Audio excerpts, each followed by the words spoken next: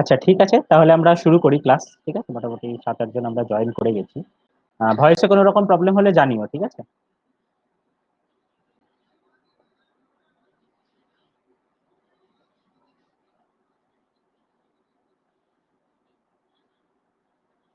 Screen দেখা যাচ্ছে আমার?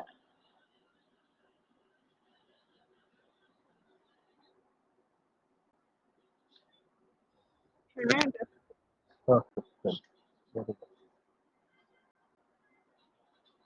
আচ্ছা, আমরা একটু প্ল্যানেও চেঞ্জ করেছি, ঠিক আছে আমাদের, কারণ অর্ঘদা দুদিন পরেই ব্রডব্যান্ড নেবে, তো তারপর অর্ঘদা লাইভে আসবে।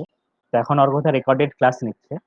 তো যাতে live class plus recorded class parallelly করা যায়, সেজন্য আমরা একটু প্ল্যানেও চেঞ্জ করেছি। তো আজ থেকে আমরা কি করব, আজ থেকে শনিবার আমি একটা ক্লাস নেব, লাইভ ক্লাস। তারপর ধরো সেই ক্লাসটা 1টা বা 1টা 15 1টা যেটাতেই শুরু হোক, সেটা হয়তো 2:30 বা 3টে অব্দি চললো। তারপর আমি অর্ঘদার যে রেকর্ডেড ক্লাস, সেই রেকর্ডেড ক্লাস আমি বা অর্ঘদা সেই রেকর্ডেড ক্লাসের ভিডিওটা গ্রুপে পোস্ট করে দেবো। তো তোমরা যাতে সেই রেকর্ডেড ক্লাসটা তখনই দেখে নাও, ঠিক আছে? হয়তো 1 ঘন্টা বা 40-45 মিনিটের রেকর্ডেড ক্লাসটা থাকলো, তোমরা সেটা দেখে নিলে 3টে থেকে ধরো 3:45 বা 4টে অবধি। তারপর 4টে থেকে 4:15 বা 20 অবধি অর্ঘদা একটা ডাউট ক্লিয়ারিং সেশন রাখলো। অর্ঘদার ক্লাসের যে রেকর্ডেড, সেটা থেকে যার যা ডাউট থাকবে সেটা তোমরা তখনই সেই ডাউট গুলো ক্লিয়ার করে দেওয়া হবে। তাহলে করে তোমাদের লাইভ ক্লাসের মতোই টোটাল ব্যাপারটাই থাকবে, মানে আমার লাইভ ক্লাসটা হবে, তারপর একটু গ্যাপ থাকবে, তারপর অর্ঘদার রেকর্ডেড ক্লাসটা তোমরা দেখে নেবে। দেন যার যা ডাউট সেই ব্যাপারটা ক্লিয়ার হয়ে যাবে। তো মোটামুটি আমরা এরকম একটা প্ল্যান করছি। 3টে হাফ না, দুটোই হাফ, মানে ধর আমি এখন 1টা 15 থেকে নেওয়া শুরু করলাম, 2:30 বা 2:45 অবধি। 15-20 মিনিট গ্যাপ থাকলো, 3টের সময় রেকর্ডেড ক্লাসটা আমরা পোস্ট করে দিলাম, সেটা 3:40 বা 45 বা 4টে অবধি 1 ঘন্টা। সেটা দেখে নেওয়া হলো, তারপর 4টে থেকে 4:15-20 অবধি একটা জাস্ট ডাউট ক্লিয়ারিং সেশন অর্গদার সাথে, রেকর্ডেড ক্লাস থেকে যদি কারোর কোনো ডাউট থাকে। সেটা একটা ডাউট ক্লিয়ারিং, জাস্ট 10-15 মিনিট, যদি যার কোনো ডাউট থাকে, ঠিক আছে? সেটা কোনো এক্সট্রা ক্লাস নয়, কারণ লাইভ ক্লাসে বেশ কিছু সমস্যা, ইভেন আমার লাইভ ক্লাসেও যদি আমি দেখি সমস্যা হচ্ছে অনেকেরই শুনতে, সেক্ষেত্রে আমিও হয়তো এরকম অ্যাপ্রোচে যেতে পারি যে তাহলে রেকর্ডেড ক্লাস, সেটা সবার সাথে ফিডব্যাক নিয়ে দেখা যাবে, ঠিক আছে, কোনটা বেশি ফ্রুটফুল হচ্ছে, রেকর্ডেড ক্লাস না লাইভ ক্লাস, ঠিক আছে? তো মোটামুটি ব্যাপারটা যেটা হচ্ছে যে জয়েন থাকার চেষ্টা করতে হবে আমাদের সকলকে, আর যার যেটা প্রবলেম হচ্ছে আলাদা করে ক্লাসে রেকর্ডিং এর জন্য বা যার জন্য, সেটা আলাদা করে একটু ক্লিয়ার করে নিতে হবে পরে। তাহলে এই ব্যাপারটা ঠিকঠাক থাকবে। যাই হোক, তাহলে মোটামুটি সবাই ভয়েস শুনতে পারছো, তাই তো? তাহলে শুরু করা যেতে পারে। উর্মি, ভয়েস শোনা যাচ্ছে তো? উর্মি, আরো যারা আছো, দানিশ। ওকে, ওই তো সিরিন, বাহ, গুড। ঠিক আছে, তাহলে আমরা শুরু করছি, হ্যাঁ? চলো। আচ্ছা, আগের দিন আমরা ইকোনমিক প্ল্যানিং এর বেশ কিছুটা জিনিস দেখেছিলাম, আজকে আমরা বাকি ইকোনমিক প্ল্যানিং চ্যাপ্টারটা যতটা সম্ভব কমপ্লিট করার চেষ্টা করবো, ঠিক আছে? তো আগের দিনে আমরা যেটা দেখেছিলাম যে আমাদের ইকোনমিক প্ল্যানিং এর ক্ষেত্রে সমস্যা কি কি ছিল, মানে স্বাধীনতা পরবর্তী সময় আমাদের সেই সময় কি কি চ্যালেঞ্জ ছিল, এবং সেই সময় সেই চ্যালেঞ্জ গুলোকে দূর করার জন্য কিরকম কি করা যেতে পারতো, সেই জিনিসগুলো আমরা দেখেছিলাম। যে তার স্বাধীনতার পর আমাদের ইকোনমিক প্ল্যানিং এর উদ্দেশ্য কি কি ছিল: economic growth, reduction in economic inequalities, balanced regional development, modernisation, reduction in of unemployment, এইগুলো দূরীকরণ করাই ছিল আমাদের প্রাথমিক লক্ষ্য। এই জিনিসগুলো আমরা দেখেছিলাম। তো তারপর আমরা যেখানে একটা ইম্পর্টেন্ট, যেখানে যে জায়গাটা যেখান থেকে পরীক্ষায় কোশ্চেন আসে, আমরা এই বিভিন্ন প্ল্যান গুলো দেখেছিলাম, ঠিক আছে? এই জায়গাটা কিন্তু খুবই ইম্পর্টেন্ট, পরীক্ষায় এই জায়গাটা থেকে কিন্তু একটা বা দুটো কোশ্চেন আসবেই। তো আমি যদি একটু তোমাদের জিজ্ঞেস করি, কেউ আমাকে একটু বলতে পারবে যে আমাদের ইন্ডিয়াতে কোন প্ল্যান ফলো হয়? মোটামুটি যারা আগের দিনের ক্লাসে ছিলে বা যারা ছিলেও না, একটু চেষ্টা করো, ঠিক আছে? ভেরি গুড, ইন্ডিকেটিভ প্ল্যানিং তাহলে আমাদের ইন্ডিয়াতে ফলো হয়। আর ফিক্সড প্ল্যান আর রোলিং প্ল্যান, এই দুটোর ভিতর ফারাক বলতে পারবে কেউ, মনে আছে?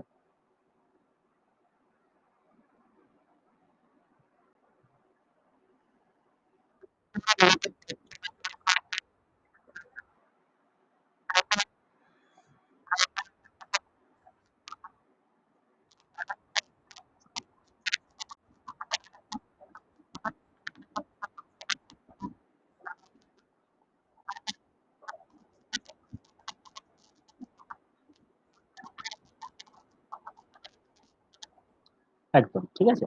তাহলে আমরা কি দেখলাম, ফিক্সড প্ল্যান এর ক্ষেত্রে এটা একটা নির্দিষ্ট বছরের জন্য ফিক্সড প্ল্যান, সেটা হয়তো 4 থেকে 5 বছর, 5 ইয়ার্স প্ল্যান যেটা আমাদের, তাহলে আমাদের ইন্ডিয়াতে যে 5 ইয়ার্স প্ল্যান ফলো হয় সেটাকে আমরা একটা ফিক্সড প্ল্যান বলতে পারি, তাই তো? বাকিরা সবাই বুঝছো তো? কারণ আমাদের ছোটকা হয়তো একটু এগুলো পড়েছে বাড়িতে আগে থেকেই, কিন্তু যারা আমরা নতুন তাদেরকেও কিন্তু ব্যাপারগুলো বুঝতে হবে, ঠিক আছে? তো আরো আমরা যারা ক্লাসে রয়েছি, আহ অরুণিমা এগুলো ক্লিয়ার তো? অরুণিমা বা দানেশ, শিরিন? গুড, ঠিক আছে। যেই বুঝতে পারবে না আমাকে কিন্তু জানাবে, ঠিক আছে? আমি আরেকবার রিপিট করবো, কোনো কথা। আচ্ছা, তাহলে আমাদের এখানে পার্থক্যটা কি দেখলাম, ফিক্সড প্ল্যান একটা নির্দিষ্ট সময়ের জন্য, 4 থেকে বা 5 বছরের জন্য। আমাদের ইন্ডিয়াতে যেটা 5 ইয়ার্স প্ল্যান ফলো করা হয় সেটা এক ধরনের fixed plan. But rolling plan, এটাও কিছু বছরের জন্য ফিক্সড রাখা হয়, বাট যেটা মেন পার্থক্য, প্রতি বছর বছর এই প্ল্যানটা আবার রিনিউ হয়। প্রতি বছর বছর আমরা দেখি যে আমাদের যেটা টার্গেট ছিল সেটা ঠিকঠাক পূরণ হচ্ছে নাকি, বা টার্গেটে কিছু চেঞ্জ করার দরকার আছে। তো আগের দিন আমরা এই অবধি পড়াশোনা করেছিলাম। আজকে আমরা যেটা শুরু করব সেটা হচ্ছে যে হিস্ট্রি অফ ইকোনমিক প্ল্যানিং ও আগের দিন আমরা একটু দেখেছিলাম। এই জায়গাটা প্রচন্ড ইম্পর্টেন্ট, ঠিক আছে? যে ভারতবর্ষের প্রথম প্ল্যানিং এর যে জনক যাকে বলা যেতে পারে ভারতবর্ষের ক্ষেত্রে অ্যাটলিস্ট, বা ভারতবর্ষের প্ল্যানিং এর যে ধারণাটা যিনি দিয়েছিলেন তিনি কে ছিলেন? এম বিশ্বেশ্বরায়। এবং তার লেখা বইটার নাম কি? Planned economy for India. খুব ইম্পর্টেন্ট কোশ্চেন। নেক্সট হচ্ছে যে ন্যাশনাল প্ল্যানিং কমিশন কত সালে তৈরি হয়? 1938 সালে। ন্যাশনাল প্ল্যানিং কমিশনের চেয়ারম্যান কে ছিলেন? জওহরলাল নেহেরু। কার উদ্যোগে ন্যাশনাল প্ল্যানিং কমিশন তৈরি হয়? এটাকে বলতে পারবো যে ন্যাশনাল প্ল্যানিং কমিশন কার উদ্যোগে তৈরি হয়? যারা নতুন তারা আগে চেষ্টা করি, ঠিক আছে? তারা যদি না পারি তখন আমরা যারা একটু পুরনো তাদের কাছে যাবো। বিনা, হ্যাঁ শিরিন বলো। জওহরলাল নেহেরু প্রথম প্রেসিডেন্ট ছিল শিরিন, ঠিক আছে? ভালো বলেছো, জওহরলাল নেহেরু প্রথম প্রেসিডেন্ট ছিল, কিন্তু কার উদ্যোগ ছিল বলো তো? কার উদ্যোগটা কে নিয়েছিল প্রতিষ্ঠা করা?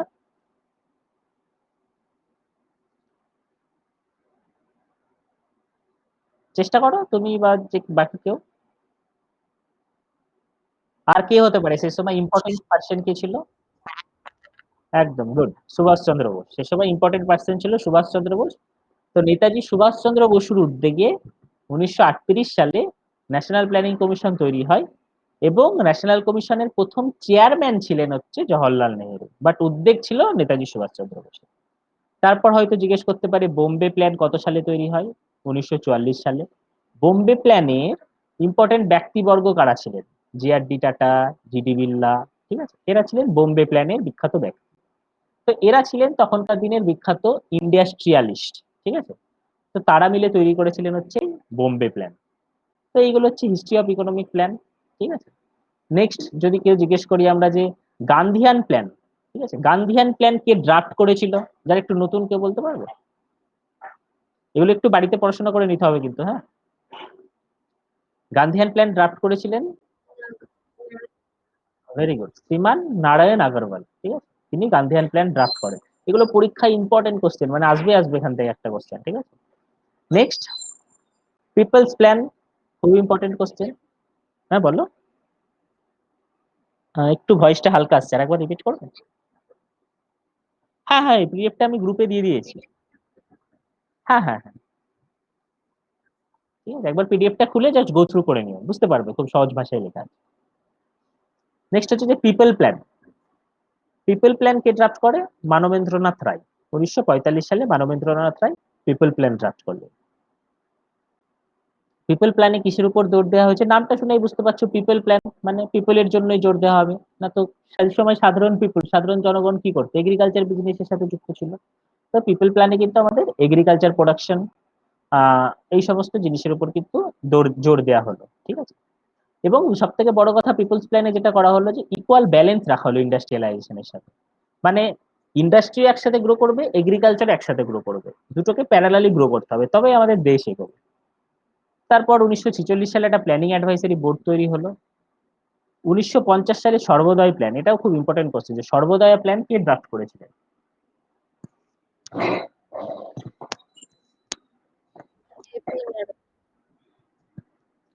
সর্বদয় প্ল্যান কে ড্রাফট করেন? জয়প্রকাশ নারায়ণ, ঠিক আছে? আমরা পরবর্তীকালে দেখবো এই জয়প্রকাশ নারায়ণের আন্ডারে বিখ্যাত জেপি মুভমেন্ট, ঠিক আছে। তো এইগুলো ছিল হচ্ছে আমাদের বিভিন্ন হিস্ট্রি অফ ইকোনমিক প্ল্যান। আজ আজকে আমরা যেখান থেকে শুরু করবো হচ্ছে সেটা হচ্ছে মডেল থেকে, ইকোনমিক মডেল থেকে আজকে আমরা শুরু করবো। ঠিক আছে, খুব ভালো করে বুঝবে, না বুঝতে পারলে আমাকে জিজ্ঞেস করবে। তো ইকোনমিক মডেল, যে কোনো জিনিস মডেল বলতে যদি তোমাদেরকে জিজ্ঞেস করি যে মডেল বলতে তোমরা কি বোঝো, কেউ বলো দেখি, হোয়াট ইজ মডেল, মডেল বলতে আমরা কি বুঝি?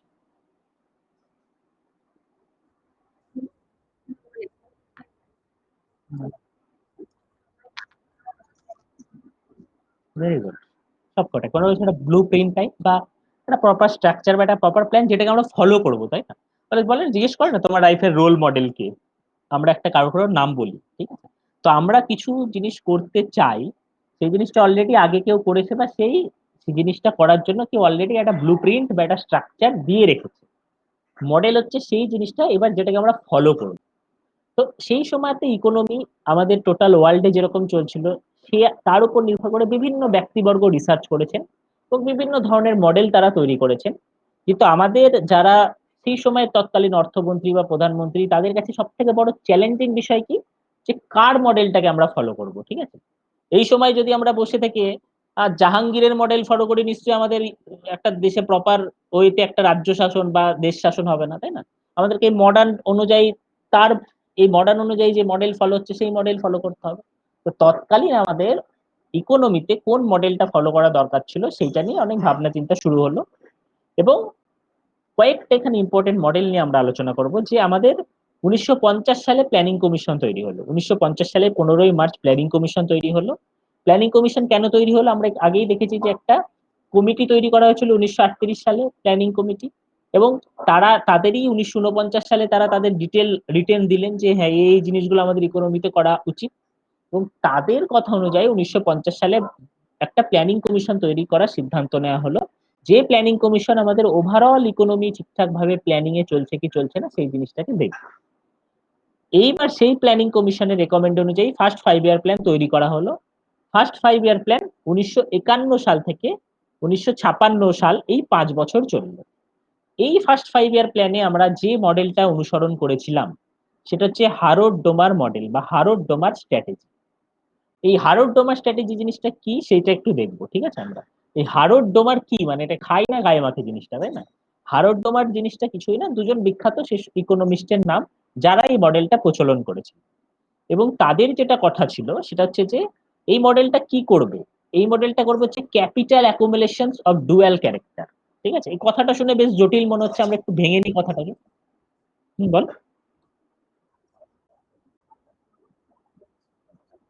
হুম হুম। কি কনসেপ্টে?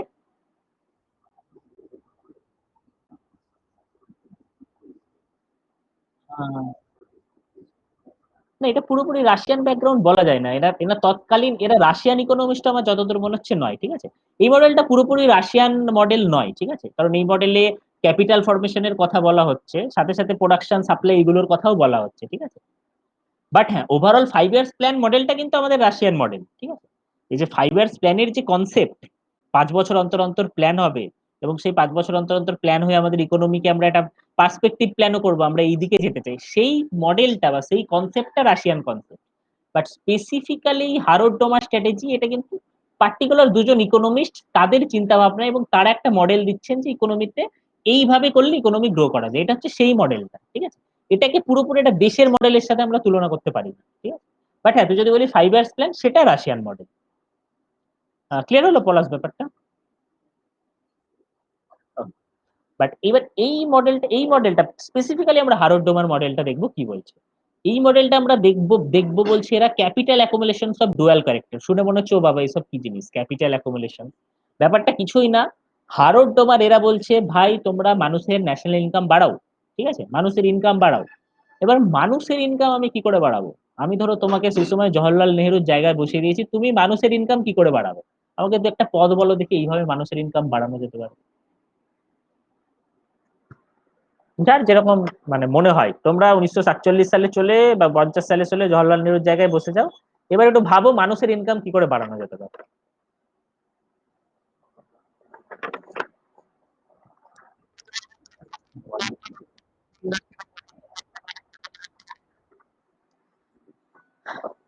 একটা হচ্ছে ইন্ডাস্ট্রি করলে কর্মসংস্থান বাড়বে, আর কেউ কিছু? হ্যাঁ, এক এক করে বলো।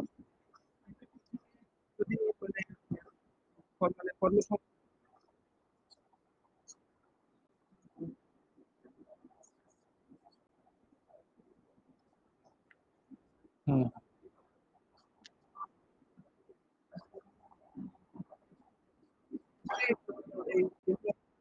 ঠিক আছে, ভেরি গুড। আর অরুণিমা বা শিরিন, তোমরাও কিছু বলছিলে মনে হলো, বলো।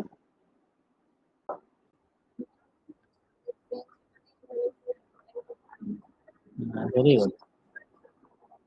হুম, ভেরি গুড। সবার মোটামুটি ধারণা ঠিকঠাক আছে। সেই সময় দাঁড়িয়ে প্রথমে ইন্ডাস্ট্রির উপর জোর দেয় একটু চাপ, তাই না? কারণ যার শব্দ দেশ স্বাধীন হয়েছে, সেই সময় দাঁড়িয়ে এগ্রিকালচারটাকে প্রাইমারি ফোকাস রাখবো, কিন্তু আমরা সেকেন্ড 5 ইয়ার প্ল্যানেই দেখবো কি করে হঠাৎ করে তাদের সিদ্ধান্ত চেঞ্জ হয়ে ইন্ডাস্ট্রি প্রায়োর সেক্টরে চলে আসে, এই জিনিসগুলো আমরা দেখবো। বাট হ্যাঁ, সেই 1950 সালে দাঁড়িয়ে যদি আমরা দেখি, তাহলে আমরা বলতে পারি যে কি এগ্রিকালচারে কি করে প্রোডাকশন বাড়িয়ে দেওয়া যায় সেটা একটা খুব সুন্দর দিক, আর বিভিন্ন স্কিম চালু করেও আমি মানুষের হাতে টাকা পৌঁছে দিতে পারি, তাই না? তো মোট কথা, এই 5 ইয়ার্স প্ল্যানে তোমরা যেরকম ভাবলে সেরকম ভাবেই ভাবা হয়েছিল, এবং প্রাইমারি ফোকাস কিন্তু ছিল হচ্ছে আমাদের এগ্রিকালচার। এগ্রিকালচার প্রোডাকশন কি করে যতটা সম্ভব বাড়ানো যায়, কারণ আমরা ফুডে, আমরা এই মুহূর্তে কিন্তু আমরা ফুডে সেলফ সাফিসিয়েন্ট। মানে তুমি যদি দেখো আজকের দিনে দাঁড়িয়ে ভারতবর্ষ কিন্তু প্রচুর বিদেশে ধান মান রপ্তানি করে, তাই না? অনেক চাষে ভারতবর্ষকে তুমি 1 থেকে 5-এর ভিতরেই দেখতে পাবে ম্যাক্সিমাম ফসল চাষে। সেই সময় দাঁড়িয়ে 1950 সালে ভারতবর্ষ কি ফুডে সেলফ সাফিসিয়েন্ট ছিল? কারোর কি জানা সেই ব্যাপারটা? আর আমরা কি নিজের ফুড নিজে উৎপন্ন করতে পারতাম? আমাদের জনসংখ্যা কম ছিল, হয়তো 40-50 কোটি, কিন্তু সবার ফুড কি আমরা নিজের আমাদের দেশে উৎপন্ন করতে পারতাম কি পারতাম না সেই সময় দাঁড়িয়ে? কারোর জানা আছে? Very good. সেই সময় কিন্তু আমাদের একদমই হতো না। সেই সময় আমরা ইউনাইটেড স্টেটস এবং আরো যে বিদেশি কান্ট্রি গুলো রয়েছে তাদের উপর অনেকটা ডিপেন্ডেন্ট ছিলাম। ঠিক আছে, তাদের উপর আমরা অনেকটা ডিপেন্ডেন্ট ছিলাম। হুম, বলো।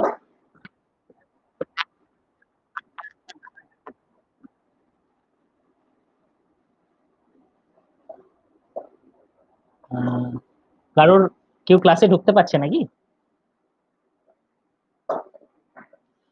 গোড়া কি বললে একবার বলো একটু। আহ আচ্ছা আচ্ছা আচ্ছা, দাঁড়াও আমি একটু approve।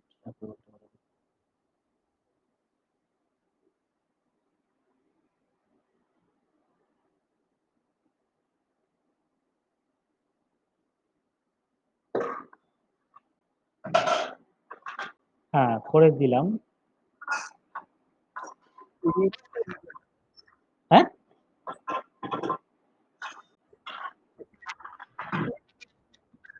হুম হুম, আচ্ছা আচ্ছা।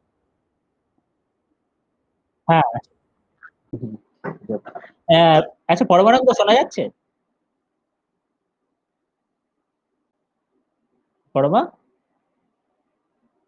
ঠিক আছে, পরমাকে যাক এখানে শো করছে, অসুবিধা নেই, তার মানে আমরা হয়ে গেছি সবাই যুক্ত। আচ্ছা, যাই হোক, গোড়া পরমাকে অ্যাড করে দিয়েছি, ঠিক আছে, পরমাকে শো করছে এখানে। পরমা একবার শোনা গেলে একটু নক করো, ঠিক আছে ভাই? আচ্ছা, স্ক্রিন দেখা যাচ্ছে তো আবার? ওকে, গুড, ঠিক আছে। আচ্ছা, তাহলে আমরা যে জিনিসটা দেখছিলাম, সেই সময় কিন্তু আমরা ফুডে সেলফ সাফিসিয়েন্ট ছিলাম না। ফুডের জন্য কিন্তু আমাদেরকে বিদেশি কান্ট্রিগুলোর উপর ডিপেন্ড করতে হতো। তো অবশ্যই যখন ফার্স্ট 5 ইয়ার প্ল্যান আমরা চালু করব, তখন আমরা কি দেখবো যে কি করে আমরা ফুডের প্রোডাকশন অনেকটা বাড়াতে পারি। এর জন্য আমাদের যদি জিজ্ঞেস করে যে প্রথম 5 ইয়ার প্ল্যানে কোন সেক্টরের উপর প্রাইমারি ফোকাস ছিল, কি হবে উত্তর? এগ্রিকালচার না ইন্ডাস্ট্রি না সার্ভিস? ফার্স্ট 5 ইয়ার প্ল্যানের প্রাইমারি ফোকাস কিন্তু এগ্রিকালচার সেক্টর। এইবার তাহলে হারো টোমার মডেলের কথা কি? হারো টোমার মডেলের কথা হচ্ছে যে তোমরা যে কোনো প্রকারে মানুষের হাতে টাকা দাও, মানুষের ইনকাম বাড়াও, তাহলে ইনক্রিজেস দ্য ন্যাশনাল ইনকাম। এই যে dual character, capital accumulation of dual character, তার প্রথম ক্যারেক্টার কি? Increases the national income. National ইনকামকে তুমি বাড়াও। এবার তুমি বলো তো, ধরো তুমি আজকে 200 টাকা ইনকাম করছিলে, তুমি যদি হঠাৎ করে 500 টাকা ইনকাম করো পার ডে, তুমি ডিমান্ড বাড়াবে না একই থাকবে তোমার ডিমান্ড?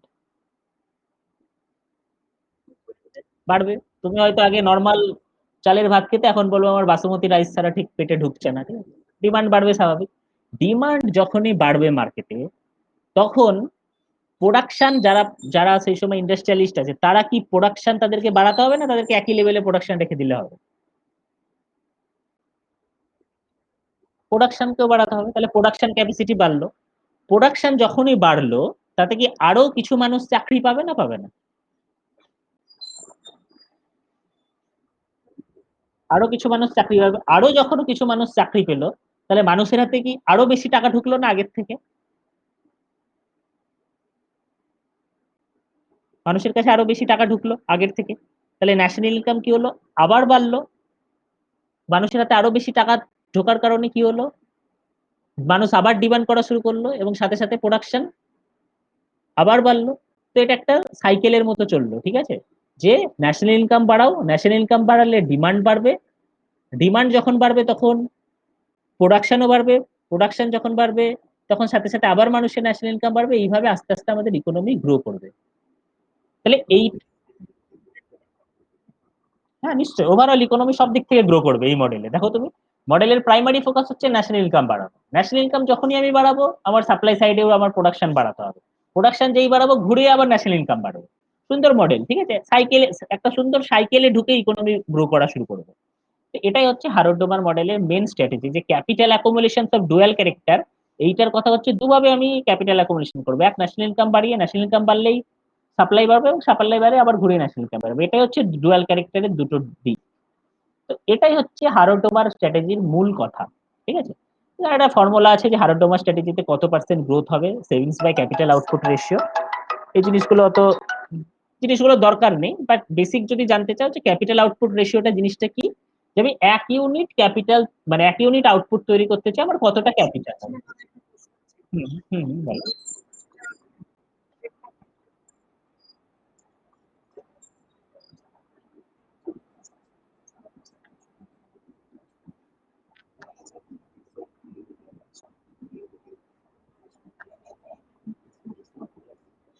প্রথমত হচ্ছে যে এই টার্গেটটা কিন্তু জিডিপি টার্গেট নয়, ঠিক আছে? এটা হচ্ছে আমাদের গ্রোথ, ঠিক আছে? মানে হচ্ছে যে মানে মানে এক্স্যাক্টলি জিডিপি ছাড়া নয়, এই 5 ইয়ার্স প্ল্যানে আমাদের ইকোনমি কত পার্সেন্ট গ্রো করতে চাইবে, অ্যানুয়াল জিডিপি গ্রোথ যেটা, এটা কিন্তু পুরোপুরি সেটা নয়, ঠিক আছে?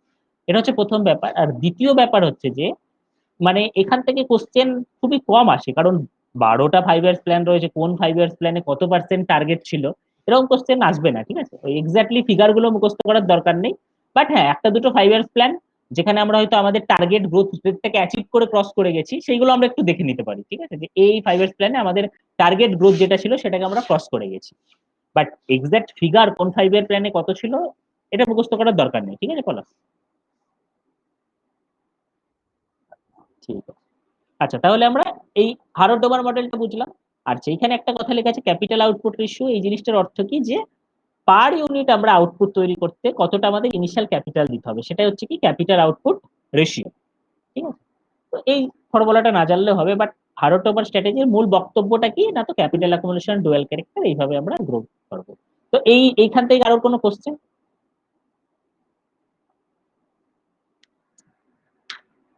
পলাশ, প্রণবেশ, অরুণিমা, রিভু, সব বোঝা বোঝা যাচ্ছে তো এগুলো?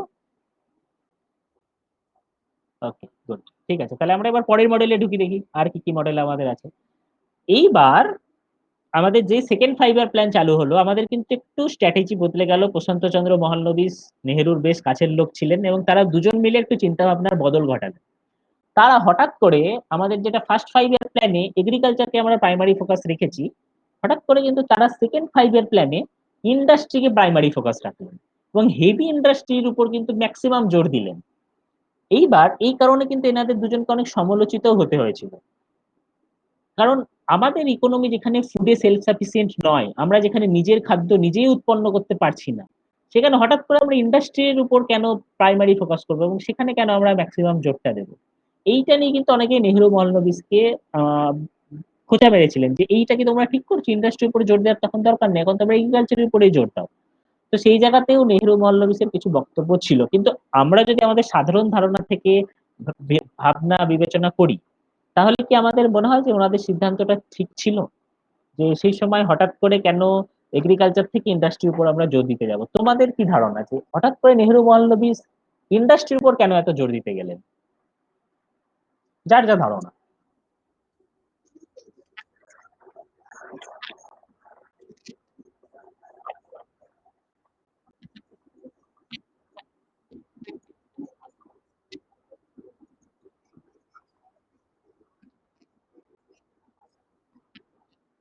ঠিক আছে, গুড পয়েন্ট। একটা একটা ভেরি গুড পয়েন্ট। আর কারোর কিছু ইনপুট?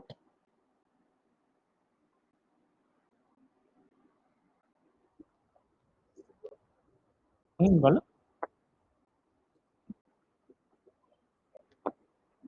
ভেরি গুড, এটাও খুব সুন্দর পয়েন্ট। আর কেউ কিছু?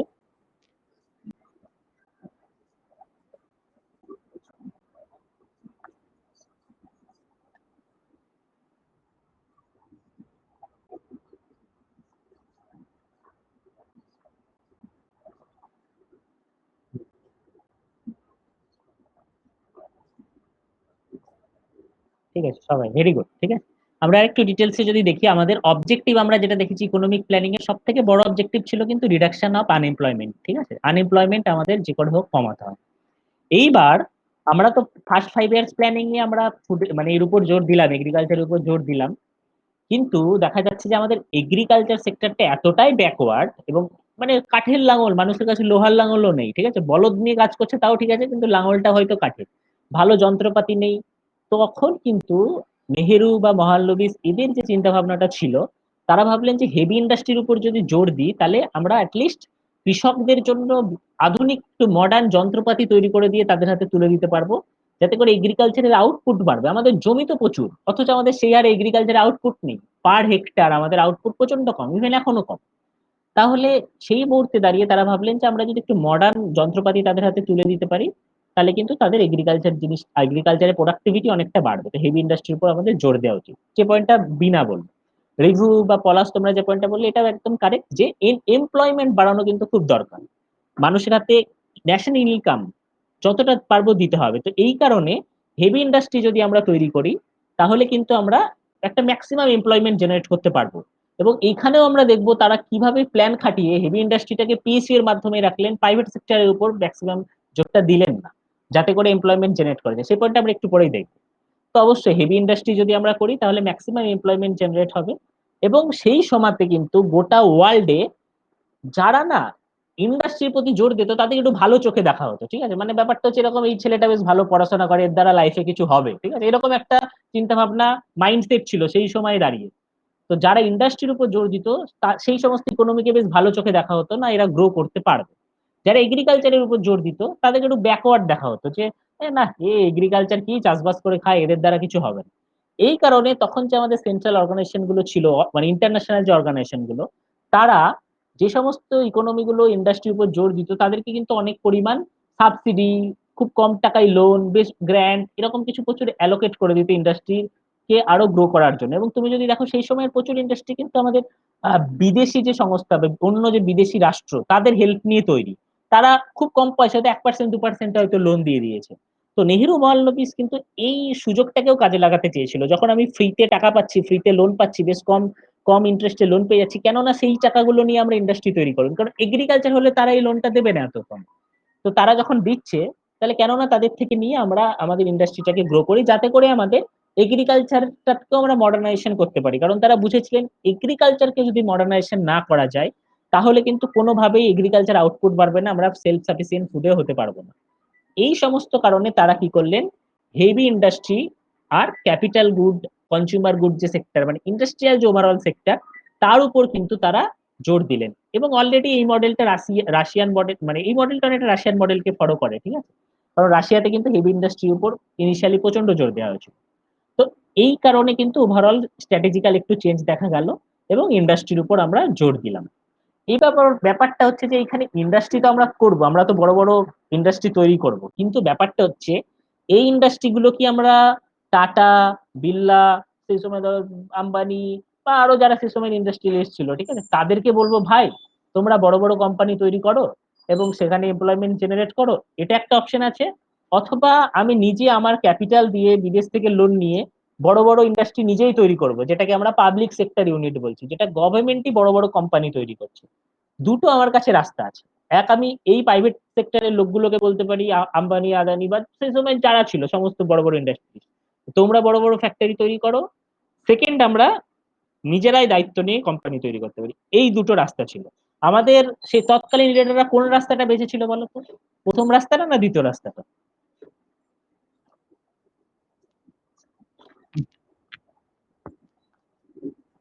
মানে প্রাইভেট সেক্টরকে যে দেয়া, মানে তো আমি টাটা বা বিড়লা তাদেরকে বললাম যে ভাই তোমরা বড় বড় ইন্ডাস্ট্রি তৈরি করো, এইটাতে কিন্তু তারা বিশ্বাসী ছিল না। নেহেরু বা মহল্লবিস এরা কিসে বিশ্বাসী ছিল, যে আমরা নিজেরাই কেননা ধার বা বিদেশ থেকে টাকা পয়সা নিয়ে আমরা নিজেরাই কেননা সংস্থা তৈরি করি। তো হঠাৎ এই সিদ্ধান্তটা নেওয়ারই বা কি দরকার হলো? এতে এতে তো বরং একদিক থেকে লস, আমার নিজস্ব ক্যাপিটাল, আমাকে বিদেশ থেকে লোন নিতে হচ্ছে, সেই জায়গায় থেকে আমার তো ফ্যাক্টরি বানাতে অনেক টাকা চলে যাচ্ছে, আমার ক্যাপিটাল অনেকটা যেটা হয়তো আমি এগ্রিকালচার বা মানুষকে দিতে পারতাম সেটা আমার কোম্পানি বানাতে চলে যাচ্ছে। অথচ কেন এই সিদ্ধান্তটা নিল নেহেরু আর মহালনবিশ? এই জায়গায় কারোর কিছু ধারণা?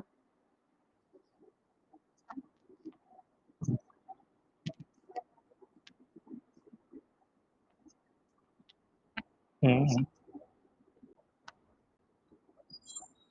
হ্যাঁ, মানে সেটা নেহেরু নিজস্ব সোশ্যালিজমের একটা যে চিন্তা ভাবনা সেখান থেকে গ্রহণ করলো। বাট আমাদের দেশে হুম হুম হুম, ভেরি গুড ভেরি গুড। হুম,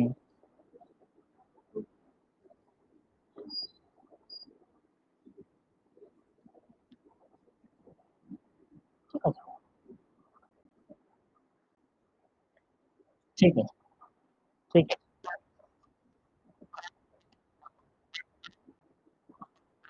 হুম, ঠিক আছে, মোটামুটি সবার পয়েন্টই খুব সুন্দর, ভেরি গুড। তো যেটা মূল উদ্দেশ্য ছিল নেহেরু মহালনবিসের, যেটা রিভিউ একটা পয়েন্ট বললো, পলাশে বললো, এইটা কিন্তু খুব ইম্পর্টেন্ট। যেহেতু নেহেরু সোশ্যালিজমে বিশ্বাসী ছিলেন, তিনি সোশ্যালিজমে বিশ্বাসী ছিলেন, তারা কিন্তু কখনোই কনসেন্ট্রেশন অফ ওয়েলথ চান না, ঠিক আছে, যে কিছু প্রাইভেট হ্যান্ডে ম্যাক্সিমাম টাকা পয়সা চলে যাবে। কারণ যখনই আমি কোম্পানিকে দায়িত্ব দেব, কোম্পানি মানেই একটা জিনিস বুঝবে, তারা একটা জিনিসই বোঝে, সেটা কি? প্রফিট, টাকা, প্রফিট, প্রফিট ছাড়া তারা কিছু বোঝে না, ঠিক আছে। তো আমি যদি কোম্পানির হাতে দিই, তারা নিজের প্রফিট বুঝবে, এবং তাহলে বেশ কিছু ইন্ডাস্ট্রিয়ালিস্ট বা বেশ কিছু বিজনেসম্যানের হাতে কনসেন্ট্রেশন অফ ওয়েলথ হয়ে যাবে, ঠিক আছে। যেটা নেহরু চাননি, নেহরু চেয়েছিলেন কি টাকা পয়সা একটু ছড়াক, ন্যাশনাল ইনকাম মানুষের হাত, মানুষ অব্দি পৌঁছে, শুধু ন্যাশনাল ইনকাম তো বাড়লেই হবে না, তার ডিস্ট্রিবিউশনটা বাড়তে হবে। এটা একটা পয়েন্ট। নেক্সট আর একটা পয়েন্ট হচ্ছে, তিনি তখনও ভাবেননি যে আমাদের প্রাইভেট সেক্টর অতটাও ম্যাচিওর ছিল, কারণ আমাদের প্রাইভেট সেক্টর কিন্তু সেই মুহূর্তে দাঁড়িয়েও প্রচুর ডাইভার্স ছিল না, ঠিক আছে। বেশ গুটি কতক বড় বড় ইন্ডাস্ট্রিয়ালিস্ট ছিল, এবং তাদের বিজনেসও বেশ কিছু কয়েকটা সেক্টরের ভিতরেই সীমাবদ্ধ ছিল, ঠিক আছে। টেক্সটাইল থেকে শুরু করে আর স্টিল, এই সমস্ত কিছুর ভিতরেই সীমাবদ্ধ ছিল, একটা ডাইভার্স এরিয়া জুড়ে প্রাইভেট সেক্টর ছিল না। তো নেহরুরা ভেবেছিলেন প্রাইভেট সেক্টর অতটা ম্যাচিওরও হয়নি যে এই পুরোপুরি রেসপন্সিবিলিটিটা নেবে, প্লাস দিলে ওয়েলথ অফ কনসেন্ট্রেশন হয়ে যাবে। প্লাস পলাশ বা গোড়া যে পয়েন্টটা বললো, যে ভবিষ্যতে এই পাবলিক পাবলিক সেক্টর ইউনিট থেকে নেহেরু বা মহল্লবিসের রিটার্ন পাওয়ার একটা ইচ্ছা ছিল, যে ভবিষ্যতে এখান থেকে আমরা অনেকটা রিটার্ন পাবো। আর সব থেকে বড় যেটা ইম্পর্টেন্ট জিনিস, যখনই তুমি পিএসইউ করছো, তখনই কিন্তু তুমি, তোমার প্রাইমারি উদ্দেশ্য তো এখানে প্রফিট নয়। তো তোমার প্রাইমারি উদ্দেশ্য সেখানে এমপ্লয়মেন্ট জেনারেট করা, দেশকে একটা দেশে একটা অ্যাসেট তৈরি করা। তো তুমি কিন্তু প্রফিটের পেছনে দৌড়াবে না, তুমি বেশ কিছু সেক্টর যেগুলোতে হয়তো তোমার লস, ঠিক আছে, যেগুলোতে তুমি হয়তো জানো যে এইখানে কোম্পানিটা তৈরি করে হয়তো আমার লস হবে, স্টিল তুমি তৈরি করবে, যাতে মানুষের কাছে সেবা পৌঁছায় বিভিন্ন ধরনের। এইটা কিন্তু প্রাইভেট সেক্টর কখনোই করবে না, ঠিক আছে। ধরো প্রাইভেট সেক্টরকে বলা হলো সেই সময় দাঁড়িয়ে, যে তুমি মালদাতে একটা পাওয়ার ডিস্ট্রিবিউশন কোম্পানি তৈরি করো, তো একটা বড় পাওয়ার ডিস্ট্রিবিউশন কোম্পানি তৈরি করো। মালদাতে হয়তো সে সময় রয়্যাল বেঙ্গল টাইগার, বাঘ বাঘ ঘুরে বেড়ায়। তো হচ্ছে ভাই এখানে পার্ট তৈরি করে কি হবে, কেউ ইউজই করবে না, আদৌ আমার লাভ হবে না, কেউ বলবে না না বস এসব আমি পারবো না। বাট পাবলিক সেক্টর ইউনিট হলে তারা কিন্তু দেখবে যে কোন কোন জায়গায় তৈরি করে আমাদের রিজিওনাল যে ব্যালেন্স, সেটাকে দূর, আনব্যালেন্স যেটা আমাদের ছিল সেই সময়, বেশ কিছু জায়গা গ্রো করে গেছিল, বেশ কিছু জায়গা গ্রো করেনি, এই জিনিসগুলো কি করে দূর করা যায়। ওরা সমস্ত কিছু চিন্তা ভাবনা করে নিজের স্বাধীন মতো যে কোনো জায়গায় একটা ইউনিট শুরু করতে পারে, যেটা প্রাইভেট হলে তারা করতে চাইবে না।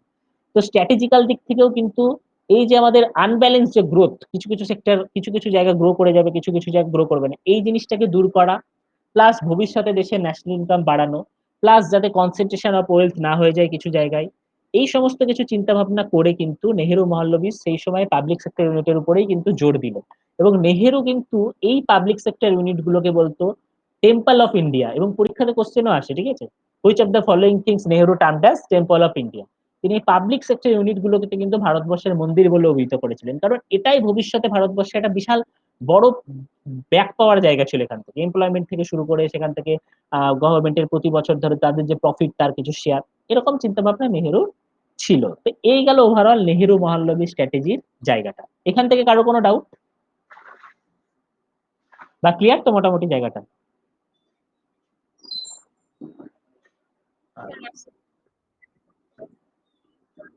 Temple of India. হুম, মানে নেহেরু আমাদের যে পিএসইউ যে কোম্পানিগুলো বা সেই সময় এই যে ধরো হেভি ইন্ডাস্ট্রির উপর জোর দিচ্ছি, তো হেভি ইন্ডাস্ট্রির উপর আমরা যখন জোর দিচ্ছি তার মানে আমরা কি ইন্ডাস্ট্রি কোম্পানিগুলো বানাবো, তো সেইগুলো দেশের টাকাতেই আর বিভিন্ন বিদেশের সহায়তায় নেহেরু সেই বড় বড় ইন্ডাস্ট্রিগুলোকে বানালেন এবং এইগুলোর নাম কি দিলেন? Public sector unit. কারণ এটা পাবলিকের, মানে এটা সাধারণ মানুষের টাকা দিয়ে তৈরি, এই জন্য পাবলিক সেক্টর ইউনিট। এই যে পিএসইউ কোম্পানি, এইগুলোকে নেহেরু আখ্যা দিয়েছিলেন দ্য টেম্পল অফ ইন্ডিয়া বলে। টেম্পল অফ ইন্ডিয়া কেন? কারণ আমাদের কাছে মন্দির একটা একটা মানে খুব ভালো জায়গা, তাই না? সেখান থেকে আমাদের মন শান্তি এবং সেখান থেকে আমাদের টোটাল আর একটা স্পিরিচুয়াল গ্রোথ হয়। তো সিমিলারলি তিনি এই টেম্পল অফ ইন্ডিয়া পিএসইউ কোম্পানিগুলোকে ভেবে বলেছিলেন, কারণ তিনি ভেবেছিলেন যে এই পিএসইউ কোম্পানিগুলো থেকে ওভারঅল ইন্ডিয়ার একটা ইকোনমিক্যাল গ্রোথ আসবে। তো তিনি সেটাকে টেম্পলের সাথে তুলনা করতেন। এটাই মানে এটা তার একটা আদর্শ ছিল, একটা বিশ্বাস ছিল নেহেরু। ঠিক আছে? তো পরবর্তীকালে আমরা দেখবো যে এখানেও কি করে সরকারি রেড ট্যাপিজম হয়ে এই জিনিসগুলো অনেকটা চেঞ্জ হয়েছে। নেক্সট হচ্ছে আমরা গান্ধিয়ান স্ট্র্যাটেজিতে যদি আসি, ঠিক আছে, গান্ধিয়ান মডেল। দেখো, আমরা যদি দেখি 1938-39 সেই সময় দাঁড়িয়ে ভারতীয় জাতীয় কংগ্রেসে কিন্তু দুটো পার্টির ভিতর বেশ ক্লাশ চলছে, বা দুজন বিখ্যাত ব্যক্তির উপর খুব ক্লাশ চলছে 1938-39 সালে। কোন দুটো বিখ্যাত ব্যক্তির উপর ক্লাশ চলছে 1938-39?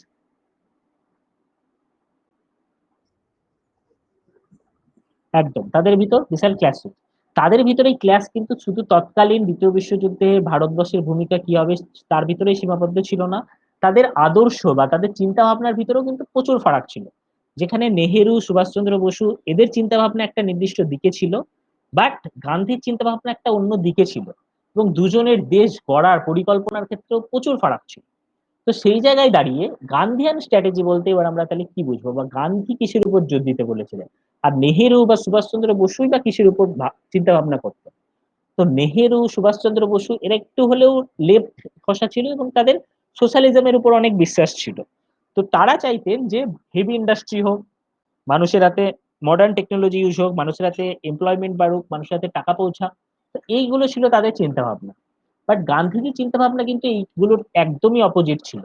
গান্ধীজি বলতেন যে ডিসেন্ট্রালাইজেশন হোক। তুমি যদি ওই ক্ষেত্রে দেখো, নেহেরু বা সুভাষচন্দ্র বসুর চিন্তা ভাবনা কি একটা সেন্ট্রালাইজ চিন্তা ভাবনা না ডিসেন্ট্রালাইজ চিন্তা ভাবনা?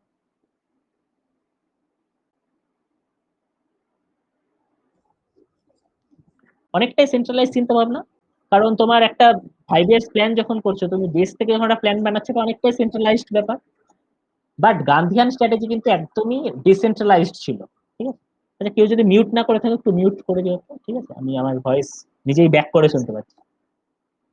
আচ্ছা, তো গান্ধিয়ান চিন্তা ভাবনা কিন্তু যেটা ছিল যে আহ, যে অনেকটা ডিসেন্ট্রালাইজেশনের চিন্তা ভাবনা, এবং গান্ধিয়ান স্ট্র্যাটেজি যেটা ছিল সেটা হচ্ছে যে আমাদের যেটা একদম প্রত্যন্ত গ্রাম আছে, প্রত্যেকটা গ্রামকে সেলফ সাফিসিয়েন্ট হতে হবে। প্রত্যেকটা গ্রাম এক একটা ছোট ছোট ইউনিট হবে, মানে একটা ছোট্ট গ্রামই যেন একটা দেশ। তার একটা পঞ্চায়েত থাকবে, সেখানে কিছু লোক মাছ ধরবে, কিছু লোক চাষ করবে, একটা মাস্টার থাকবে। মানে ওই সেই হীরক রাজার দেশে আমরা যেরকম গ্রাম দেখেছি মোটামুটি, কিছু লোক ইয়ে করছে, কিছু লোক ও করছে। মোটামুটি একটা গ্রামই যেন একটা ছোট্ট একটা ছোট্ট ছোট্ট ইউনিট। ঠিক আছে? এবং সেখানে কিন্তু সেই রাজা বলতে কেউ নেই, প্রত্যেকটা গ্রামই ছোট্ট ছোট্ট ইউনিট। একটা সেন্টার অথরিটি থাকবে, বাট তারা কিন্তু এই গ্রামের স্বায়ত্তশাসনকে কেড়ে নেবে না। প্ল্যান গ্রামের লোকই বানাবে, সেন্টার অথরিটি অ্যাপ্রুভ করবে শুধু। তো গান্ধিয়ান স্ট্র্যাটেজি ছিল অনেকটা গ্রাম কেন্দ্রিক স্ট্র্যাটেজি। তো স্বাভাবিক, গ্রাম কেন্দ্রিক যদি স্ট্র্যাটেজি হয় তাহলে সেই লোকগুলো কিসের উপর জোর দেবে বলো তো? কোন জিনিসগুলোর উপর জোর দেবে ইকোনমিক্যাল গ্রোথ জন্য?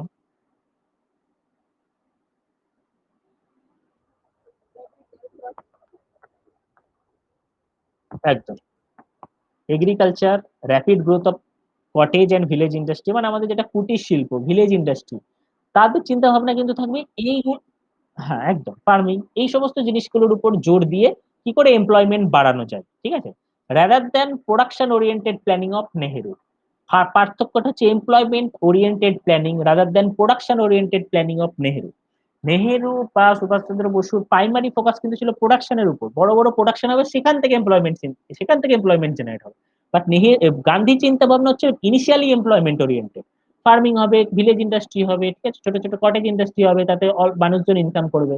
বাট এতে করে সমস্যা কি ছিল, নেহেরু বা সুভাষচন্দ্র বসু বুঝেছিলেন যে ওভারঅল আমাদের বাকি পৃথিবীর বাকি দেশ যে প্রসেস ফলো করছে, এই প্রসেস আমরা যদি গান্ধিয়ান স্ট্র্যাটেজি ফলো করি আমরা কিন্তু অনেকটাই পেছনে পড়ে যাব। ঠিক আছে? কারণ বড় বড় ইন্ডাস্ট্রি নেই, জাস্ট কটেজ ইন্ডাস্ট্রি, সেই জায়গায় আমরা কিন্তু অন্যান্য দেশের সাথে কোনোদিনই সমভাবে চলতে পারবো না।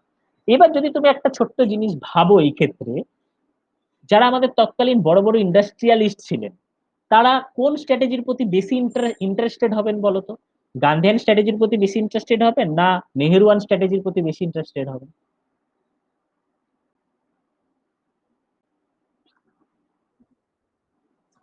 কেন?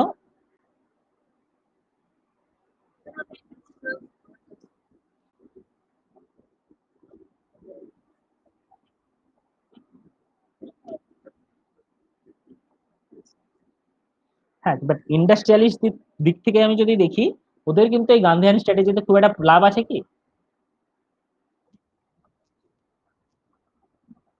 একদম প্রোডাকশন যেখানে বেশি হবে ওদের ওখানে লাভ। এ তো গান্ধিয়ান স্ট্র্যাটেজি, এ ভাই বলছে কুটির শিল্প করব, এ বলছে চাষ করব, এ বলছে ভিলেজ ইন্ডাস্ট্রির উপর জোর দেবো। তখন তো সেই সময়তে ইন্ডাস্ট্রিয়ালিস্টরা ভাববে, ও বাবা এইসব করে আমাদের কি লাভ? এ তো কোনো প্রোডাকশনের কথাই বলছে না, কোনো ফ্রিজও তৈরি হবে না, আর বড় বড় লোহা লক্করও তৈরি হবে না, তাহলে আমরা লাভটা কোথা থেকে পাবো? তো স্বাভাবিক ইন্ডাস্ট্রিয়ালিস্টরা কিন্তু অল টাইম নেহেরু, সুভাষ বোস এদেরকে সাপোর্ট করবে। একটা জিনিস কিন্তু সবসময় জেনে রাখবে, ইন্ডাস্ট্রিয়ালিস্টরা যদি কাউকে সাপোর্ট করে পলিটিক্যাল অ্যাডভান্টেজ কিন্তু সবসময় তাদের থাকে। এবং তুমি যদি দেখো 1939-40-এর পর থেকে কিন্তু গান্ধীজি আস্তে আস্তে কংগ্রেস থেকে সাইড হয়ে যায়। শুধুমাত্র যে পলিটিক্যাল রিজন তাই নয়, এর পেছনে কিন্তু অনেক ইকোনমিক্যাল ব্যাখ্যাও দেওয়া যেতে পারে।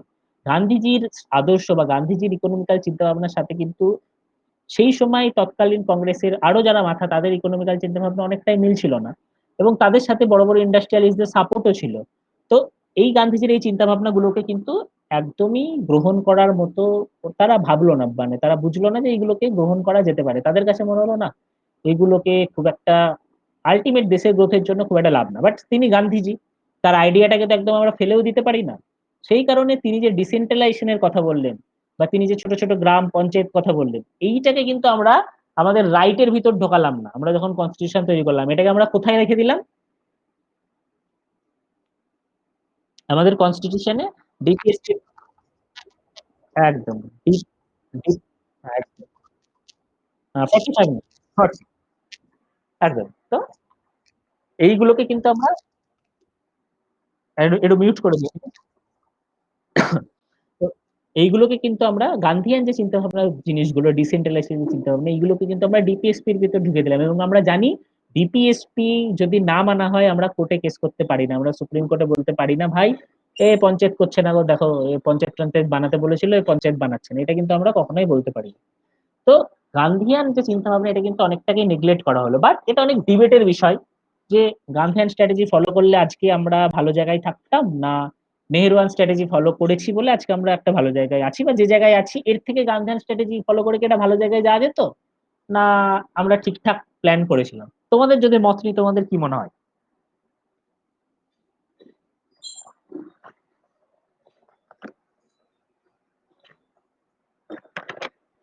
যে কেউ?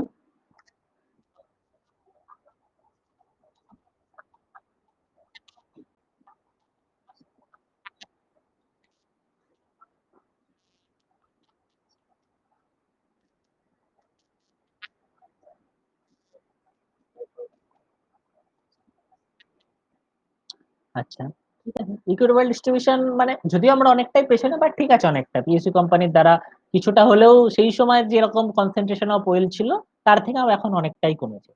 আর আর কারোর কিছু মানে মত যে গান্ধিয়ান স্ট্র্যাটেজি কি ফলো করলে ঠিক ছিল?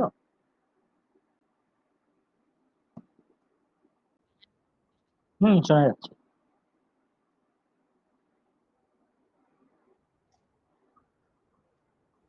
না না, তো এখনই শোনা যাচ্ছে ভাই, এর আগে তোর কথা শোনা যায়নি। বল বল তোর কি মত? গান্ধিয়ান স্ট্র্যাটেজি ফলো করে কি আমরা ভালো জায়গায় যেতে পারতাম এখনকার থেকে, না নেহরুন স্ট্র্যাটেজি ফলো করে আমরা ঠিকঠাক আছি?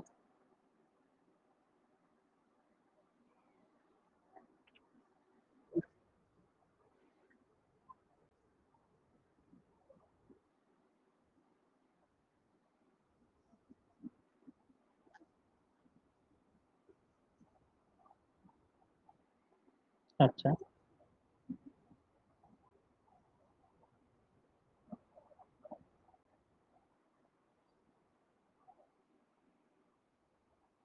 আচ্ছা, ঠিক আছে, ঠিক আছে। ঠিক আছে, তুই তুই তুই তুই বেশি ডিপ্লোম্যাটিক হয়ে পড়ছিস। বেশি ডিপ্লোম্যাটিক হয়ে লাভ নেই। আমরা আবার ফিরে আসি টপিকে। একদম ঠিক, মানে পলাশ যেটা বলেছে, ছোটকা যেটা বলেছে, অনেকটাই ঠিক। বাট শুধু গান্ধীজির চিন্তা ভাবনা যে গ্রাম কেন্দ্রিক ছিল, এমপ্লয়মেন্ট জেনারেটেড চিন্তা ভাবনা ছিল না, তা কিন্তু নয়। আমরা যদি প্রথম লাইনেই পড়ি, গান্ধীজির চিন্তা ভাবনায় কিন্তু বেশি এমপ্লয়মেন্ট ওরিয়েন্টেড ছিল। কারণ আমরা যখনই ফার্মিং বলছি, যখনই কটেজ ইন্ডাস্ট্রি বলছি, ভিলেজ ইন্ডাস্ট্রি বলছি, এমপ্লয়মেন্ট কিন্তু তুলনামূলক জেনারেট হবে। বাট সমস্যা হবে কি, মানুষের হাতে হিউজ টাকা আসবে না, ঠিক আছে। একটা কুটির শিল্প করে কত টাকা আসবে, আমাদের ইকোনমিক গ্রোথ হয়তো অনেক স্লো হয়ে যেত। যে ইকোনমিক গ্রোথ আমরা অ্যাচিভ করতে পেরেছি সেটা হয়তো অনেকটা স্লো হতো, বাট ডিস্ট্রিবিউশন হয়তো অনেকটা বেটার হতে পারতো। কারণ আমরা যখনই গ্রামকে প্রাইমারি ফোকাস করছি, তখন কিন্তু আহ একদম গ্রাম কেন্দ্রিক যে উন্নতিকরণ সেটা অনেকটা করা যেতে পারতো। বাট এখানে শুধু যে ইকোনমিক্যাল এন্ড পলিটিক্যাল দিকই ছিল তা না, অনেক সোশ্যাল দিকও ছিল। বি আর আম্বেদকর কিন্তু কখনোই গান্ধিয়ান প্ল্যানের সাপোর্টে ছিলেন না। কারণ যখনই গ্রামকে আমরা একটা কেন্দ্র বানাচ্ছি, তখনই গ্রামের যারা তৎকালীন মোড়ল বা গ্রামের যারা পঞ্চায়েত প্রধান, তাদের কিন্তু একটা দমরমা চলবে, এবং তারা কিন্তু কখনোই সমাজের একদম এসসি এসটি শ্রেণীকে কখনোই উঠতে দেবে না, ঠিক আছে। তো বি আর আম্বেদকরও কিন্তু একটু বিরোধী ছিলেন। তো ওভারঅল এরকম স্ট্র্যাটেজি ছিল। বাট আমরা যদি একদম জানতে চাই বা পরীক্ষা স্পেসিফিক করতে চাই, ইম্পর্টেন্ট কি, গান্ধিয়ান স্ট্র্যাটেজি কে বানিয়েছিলেন? আচার্য শ্রীমান নারায়ণ আগরওয়াল, ঠিক আছে। কত সাল? 1944 সালে এই ড্রাফটিংটা উনি করেছিলেন। আর এটার প্রাইমারি ফোকাস ছিল কটেজ ভিলেজ ইন্ডাস্ট্রির উপর। এইটা গেল হচ্ছে আমাদের গান্ধিয়ান স্ট্র্যাটেজি। আচ্ছা, এইবার আমরা চলে আসবো হচ্ছে যে এলপিজি স্ট্র্যাটেজি। আমাদের ইন্ডিয়াতে এলপিজি স্ট্র্যাটেজি কত সালে নেওয়া হয়? 1991। আচ্ছা, এলপিজি লিবারালাইজেশন, প্রাইভেটাইজেশন, গ্লোবালাইজেশন। হ্যাঁ বল।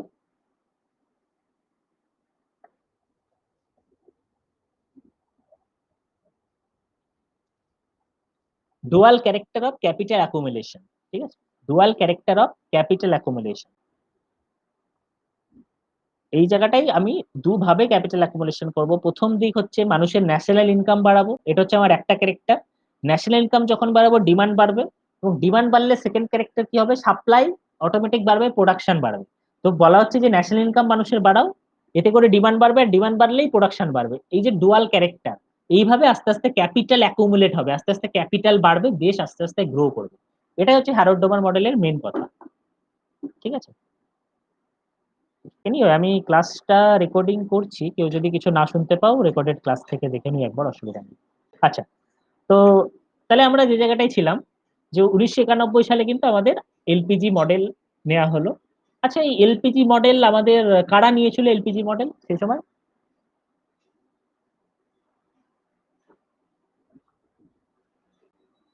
ভেরি গুড, নরসিমা রাও আর আমাদের মনমোহন সিং গভর্নমেন্ট।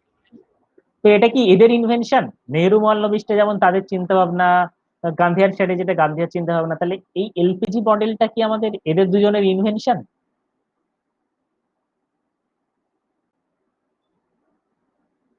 কার কি মনে হয় এখানে?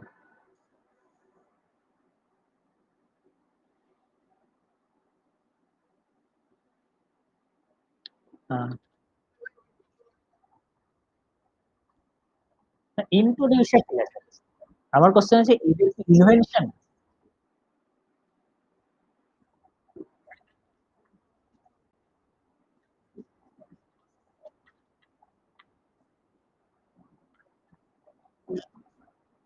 হ্যাঁ, মানে যেমন যেমন গান্ধিয়ান স্ট্র্যাটেজি আমরা দেখলাম যে গান্ধিয়ান ইনভেনশন, গান্ধীজি নিজের চিন্তা ভাবনা থেকে উৎপন্ন করেছেন। তাহলে এলপিজি মডেলটা কি ডক্টর মনমোহন সিং আর নরসিমা রাও নিজের মাথা থেকে বার করলেন, না অন্য কোনো কারণে ওনারা এলপিজি মডেলটা চালু করলেন?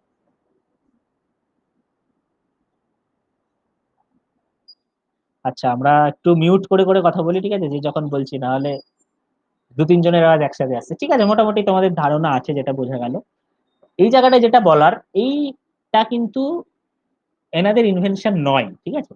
এবং এটা কিন্তু ইন্ডিয়াতে চালু করার জন্য এনারা কাইন্ড অফ বাধ্য হয়েছিলেন, ঠিক আছে।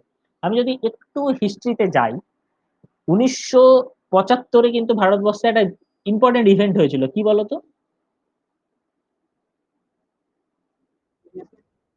ন্যাশনাল এমার্জেন্সি 1975 সালে ন্যাশনাল এমার্জেন্সির পর থেকে এবং তার একটু আগে থেকেও ইন্দিরা গান্ধী কিন্তু মানুষের জন্য কাজ করার বা মানুষের ভিতর টাকা বিলানোর কিন্তু একটা পরিকল্পনা ছিল এবং মানে বিভিন্ন ধরনের প্রজেক্ট বিভিন্ন ধরনের স্কিম কিন্তু তিনি সে সময় ব্যাপক মাত্রায় চালু করেছিলেন। আমরা যদি দেখি গরিবি হটাও, ঠিক আছে, 20 দফা কর্মসূচি, সব 5 ইয়ার্স প্ল্যান এর ওই টাইম থেকে আস্তে আস্তে চালু হচ্ছে। তো এইবার তুমি যখনই এই ধরনের কর্মসূচিগুলো চালাচ্ছ, গরিবি হটাও, 20 দফা কর্মসূচি, মানুষের হাতে তুমি আইসিডিএস বা এই ধরনের কর্মসূচি করে তুমি যখন মানুষের হাতে ম্যাক্সিমাম টাকা তুলে দিচ্ছ, তোমাকে কিন্তু মাথায় রাখতে হবে তুমি যেমন টাকা বিলাচ্ছ, তোমাকে টাকাও কোথা থেকে আসতে হবে। আমি ধরো মাস গেলে 30,000 টাকা ইনকাম করি, ঠিক আছে, আমি হয়তো প্রতিদিন বিরিয়ানি খাচ্ছি, এই খাচ্ছি ওই খাচ্ছি, আমার হয়তো মাস গেলে 40-50 হাজার টাকা খরচ হয়ে যাচ্ছে। আমি কিন্তু হেভি সুখে থাকবো বেশ কদিন, 1 মাস 2 মাস 3 মাস, 4-5 মাস পর কিন্তু আমার পকেটে টাকার টান পড়ে যাবে এবং তখন কিন্তু আমাকে খুঁজে বেড়াতে হবে আমি কোথাও থেকে টাকা পাবো। দেশের হালও সেরকম হয়ে গেছে, দেশের ইনকাম ফিক্সড, বাট খরচ করে যাচ্ছে প্রচুর, কারণ কি না, তো পপুলার ভোট আমার চাই। আমি যখনই 20 দফা কর্মসূচি এই ধরনের স্কিম গুলো চালাবো, আমার অবশ্যই গরিব শ্রেণী কিন্তু আমার প্রতি অ্যাট্রাকটিভ হবে, তারা কিন্তু আমাকে ভোট দেবে। এবার আমরা যদি রিসেন্ট আমাদের এই বছরের স্টেট ইলেকশন দেখি, সেম তাই, প্রচুর পরিমাণ স্কিম চালিয়েই আমাদের গভর্নমেন্ট কিন্তু আসতে পেরেছে ব্যাক। সেই সময় ইন্দিরা গান্ধীর চিন্তা ভাবনা এরকম ছিল, বাট তুমি যখন এত স্কিম চালাচ্ছ, তোমার যদি প্রপার ইনপুট না থাকে, প্রপার যদি তোমার টাকা না আসে ঘরে, তুমি কিন্তু ম্যাক্সিমাম চালাতে পারবে না। তোমার ফিসকাল ডেফিসিট, যেটা আমরা আগের ক্লাসে পড়েছি, সেটা খুব হাই হবে, কারণ তোমার এক্সপেন্ডিচার বেশি, তোমার রিসিপ্ট কম।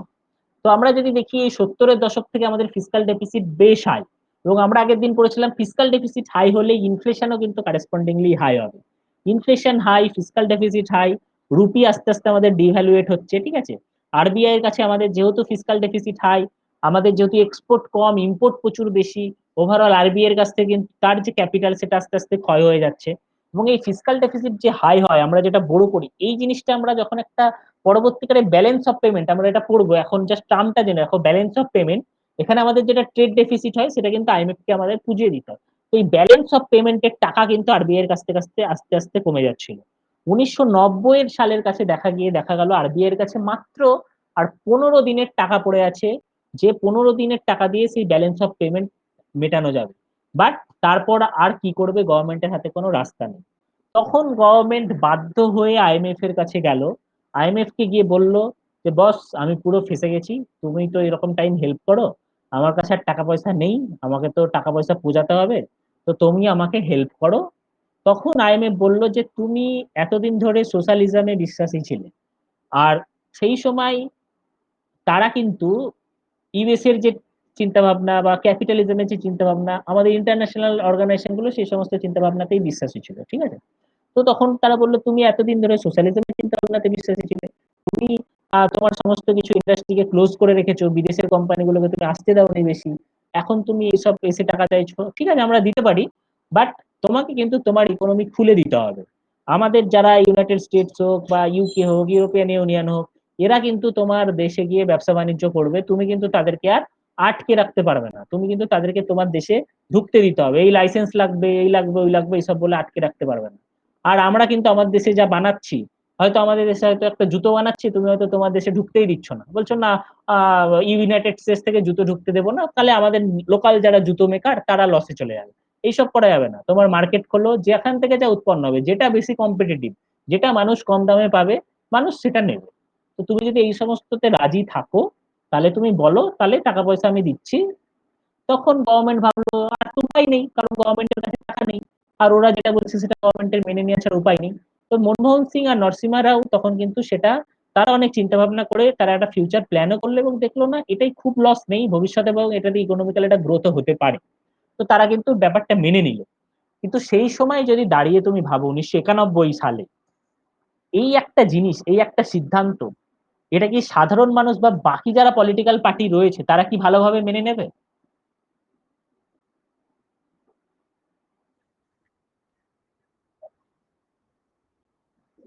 না, যখন আমাদের ওয়ার্ল্ড ব্যাংক হচ্ছে যে ডেভেলপমেন্টাল পারপাসে হেল্প করে, ঠিক আছে, আ- আর আইএমএফ হচ্ছে যে কোনো মানে ক্রাইসিস সিচুয়েশন আইএমএফ হেল্প করে, ঠিক আছে, এটাই ফারাক। তুমি যখন কোনো ডেভেলপমেন্ট কিছু করতে যাবে সেই জায়গায় তুমি ওয়ার্ল্ড ব্যাংকের কাছে টাকা পয়সা নেবে, বাট তোমার যখন ইকোনমিক্যাল ক্রাইসিস তৈরি হবে, তখন তোমাকে হেল্প করবে আইএমএফ, ঠিক আছে। তো হ্যাঁ, সেগুলোও তো ফারাক আছে। বেসিক ফারাক, ওয়ার্ল্ড ব্যাংক ডেভেলপমেন্টাল পারপাসে লোন দিবে, আইএমএফ হচ্ছে যে লাস্ট রিসোর্ট, যেরকম আমাদের আরবিআই হচ্ছে গভর্নমেন্টের লাস্ট রিসোর্ট, টোটাল সমস্ত কিছুর লাস্ট রিসোর্ট হচ্ছে আইএমএফ। ঠিক আছে। তো ওভারঅল কিন্তু তুমি যদি এখন দেখো মোদি গভর্নমেন্ট যদি একটু প্রাইভেটাইজেশনের সিদ্ধান্ত নেয়, সেটা কি আমরা ভালো চোখে দেখি?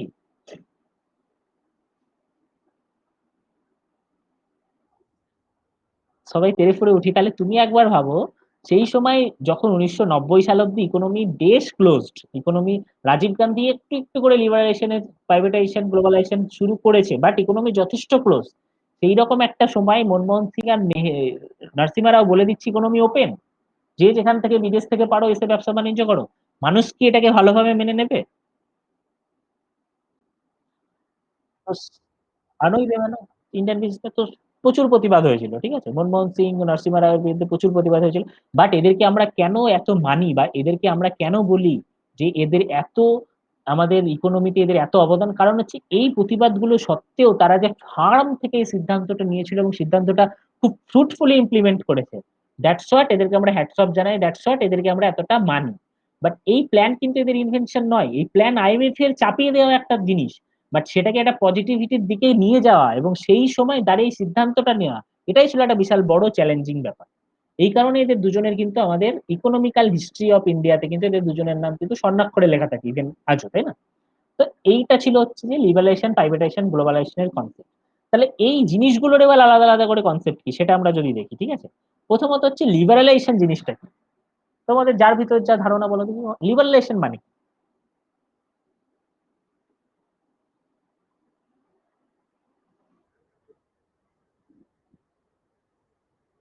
এক এক করে আসি, ঠিক আছে। হ্যাঁ, বল ছোটকা বল।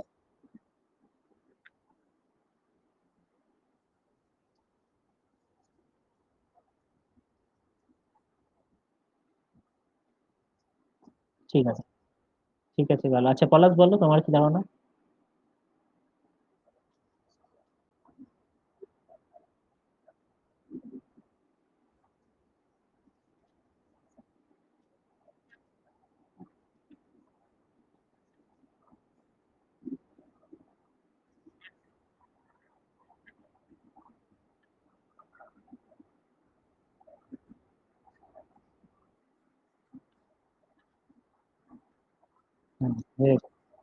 Very good, very good.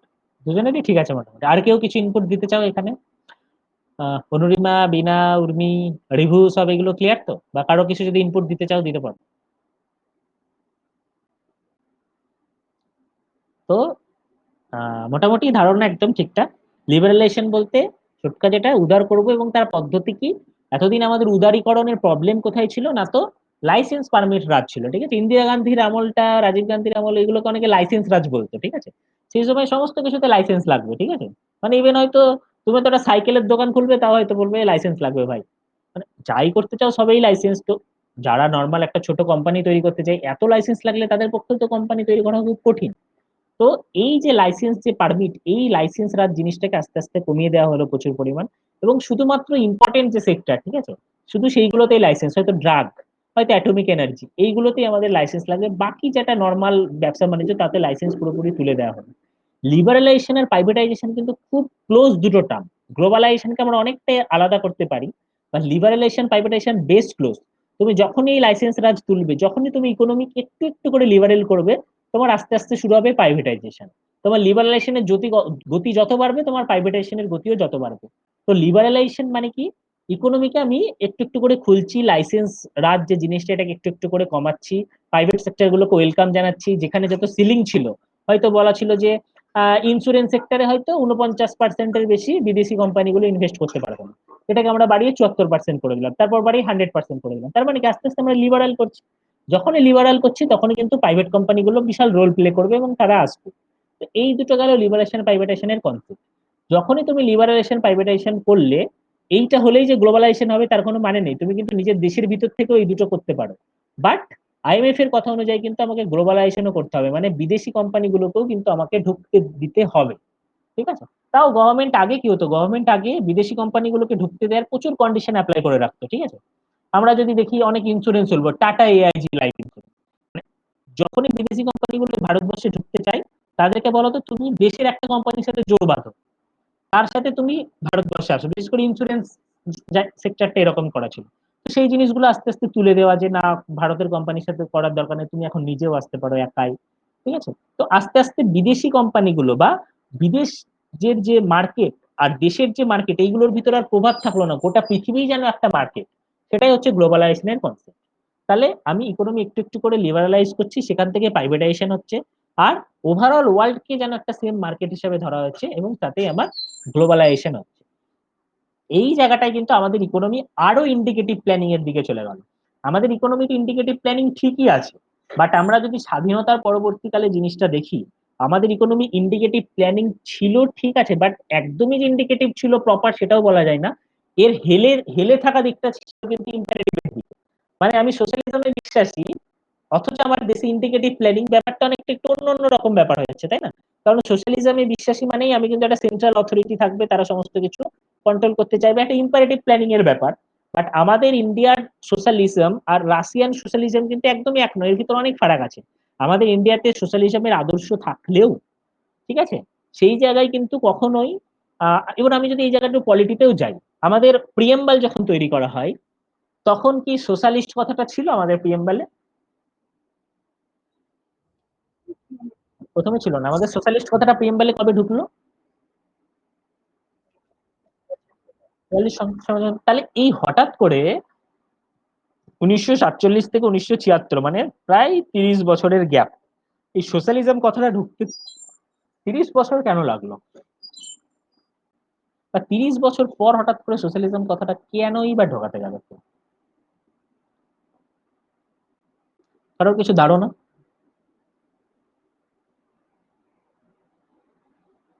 পলাশ, রিভু, চটকা, বিনা, যার যা ধারণা বলতে পারো। আমরা জানি যে প্রেমবালের সময় সোশ্যালিজম কথাটা ছিল না, 1976 সালে 42তম সংশোধন সংশোধনে সোশ্যালিজম কথাটা ঢুকেছে। সিম্পল কোশ্চেন, 30 বছর কেন লাগলো পিএম সোশ্যালিজম কথাটা ঢুকতে, বা প্রথমেই ছিল না, পরে ঢোকানোর কি এমন আবশ্যিকতা দেখা গেল?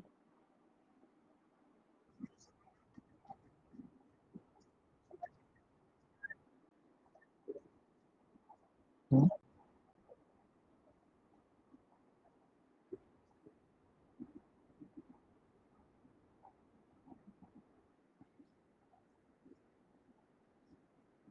হুম, হুম, হুম। ঠিক আছে, অনেকটা ঠিকঠাক, অনেকটা ঠিকঠাক। আর কিছু পলাশ বা রিভু কিছু অ্যাড করতে চাও?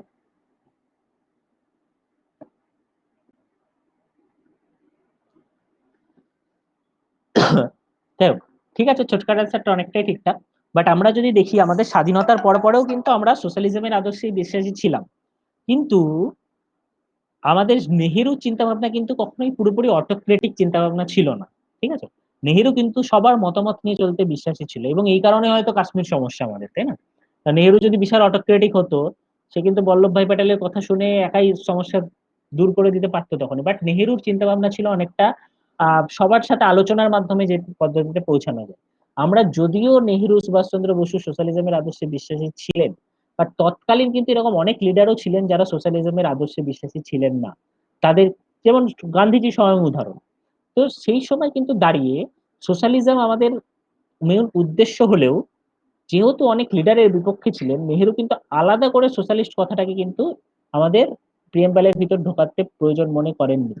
বাট আমরা যখন দেখি 1968 69 থেকে ব্যাংক ন্যাশনালাইজেশন, ঠিক আছে, কোল সেক্টর ন্যাশনালাইজেশন, এইগুলো যখন আস্তে আস্তে চলছে, প্লাস যখন এমার্জেন্সি চালু হয়ে গেল, ইন্দিরা গান্ধীর চিন্তা ভাবনা যদি আমরা দেখি প্রচুর অটোক্রেটিক, এবং তিনি একের পর এক বেশ সোশ্যালিস্ট চিন্তা ভাবনার ডিসিশন গুলো নিচ্ছেন, তখন কিন্তু তিনি আলাদা করে ফিল করলেন যে না, সোশ্যালিজম কথাটা প্রিয়েম্বালে আলাদা করে ঢোকানো উচিত, কারণ আমাদের উদ্দেশ্য এটা, আমাদের দিক এটা, এবং এই সোশ্যালিজমের পথ ধরেই আমাদের ইকোনমি একদিন খুব ভালো জায়গায় যাবে। তো তার চিন্তা ভাবনা ছিল কিন্তু সোশ্যালিজমের পথ ধরে ইকোনমি একটা বিশাল ভালো জায়গায় যাবে, এবং তিনি অন্যে কি বলছেন অত উনি গুরুত্ব দিতেন না। ঠিক আছে, তার যেহেতু মনে হয়েছে এটা ঠিকঠাক জায়গায় যাবে, উনি প্রিয়াম্বালে ঢুকিয়ে দিলেন সোশ্যালিস্ট কথাটা। ঠিক আছে, অনেকটা কারণ এটা। বাট সোশ্যালিস্ট চিন্তা ভাবনায় আমরা কিন্তু স্বাধীনতার পরপর থেকেই বিশ্বাস। এবার যখন আমরা প্রথমে যদি দেখি, যে সেই সময়ে দাঁড়িয়ে বা ইন্দিরা গান্ধীর সময় দাঁড়িয়ে মেন প্ল্যানিং থেকে শুরু করে মেন সিদ্ধান্ত নেওয়া কিন্তু সমস্ত কিছুই করছে হচ্ছে গভর্নমেন্ট সেক্টর, ঠিক আছে, পিএসইউ কোম্পানিতে ভর্তি, প্রাইভেট সেক্টরে বিশাল যে রোল আছে তা নেই। তো আমাদের ইকোনমি যদিও প্রাইভেট সেক্টর আছে বলে ইম্পারেটিভ বলা যায় না, ইন্ডিকেটিভই বলা যায়, বাট হেলে পড়ে আছে কিন্তু ইম্পারেটিভের দিকে। বাট 1991 এর পর যা ঘটনা ঘটে গেল আমাদের সাথে, তাতে করে আর ইম্পারেটিভের জায়গায় থাকলো না, কারণ প্রচুর কোম্পানি টম্পানি এবার চারিদিকে চলে এসছে, তারা নিজের মতো সিদ্ধান্ত নিচ্ছে। আজ মোদির ক্ষমতা নেই, মুকেশ আম্বানিকে বলে যে ভাই তুমি 200-র বেশি জিও সিম উৎপন্ন করো না, কোনোদিনও পারবে না করতে, কারণ প্রাইভেট সেক্টর সেরকম একটা জায়গায় চলে এসেছে। বরং এখন প্রাইভেট সেক্টর গভর্নমেন্টকে কন্ট্রোল করার একটা জায়গায় চলে এসেছে, ঠিক আছে। তো ইন্ডিকেটিভ প্ল্যানিং যেটা আমাদের ছিল প্রথম থেকেই, সেটা একদম স্বাধীনতার পরে ঢেলে ছিল ইম্পারেটিভের দিকে। বাট 1991 পর থেকে একটা প্রপার ইন্ডিকেটিভ প্ল্যানিং হয়ে গেল, যেখানে গভর্নমেন্ট একটা গাইড বা অ্যাজ এ ফেসিলিটেটর হিসেবেই কাজ করছে। তাহলে বোঝা গেল এলপিজি স্ট্র্যাটেজি জিনিসটা কি। ক্লিয়ার এটা, এলপিজি স্ট্র্যাটেজিটা? কারোর কোনো ডাউট এই 3-4টে স্ট্র্যাটেজি থেকে এতক্ষণ আমরা যেটা বললাম?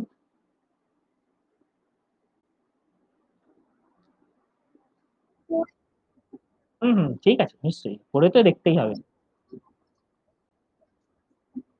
আর 10-15 মিনিট, ঠিক আছে। ও আচ্ছা আচ্ছা, তুমি জয়েন করে যেতে পারো সিরিন, আমি এটা রেকর্ড করে রাখছি, ঠিক আছে, আমি তোমার রেকর্ডিংটা দিয়ে দেবো, ঠিক আছে, তুমি জয়েন করে যেতে পারো তোমার কলেজের ক্লাস। হ্যাঁ, Okay, ঠিক আছে, ঠিক। আচ্ছা তাহলে বোঝা গেল এলপিজি স্ট্র্যাটেজি অব্দি। নেক্সট আমরা আসছি হচ্ছে পুরা মডেল, ঠিক আছে। আচ্ছা, পুরা মডেল জিনিস, এই পুরা মডেল জিনিসটা কি, ঠিক আছে।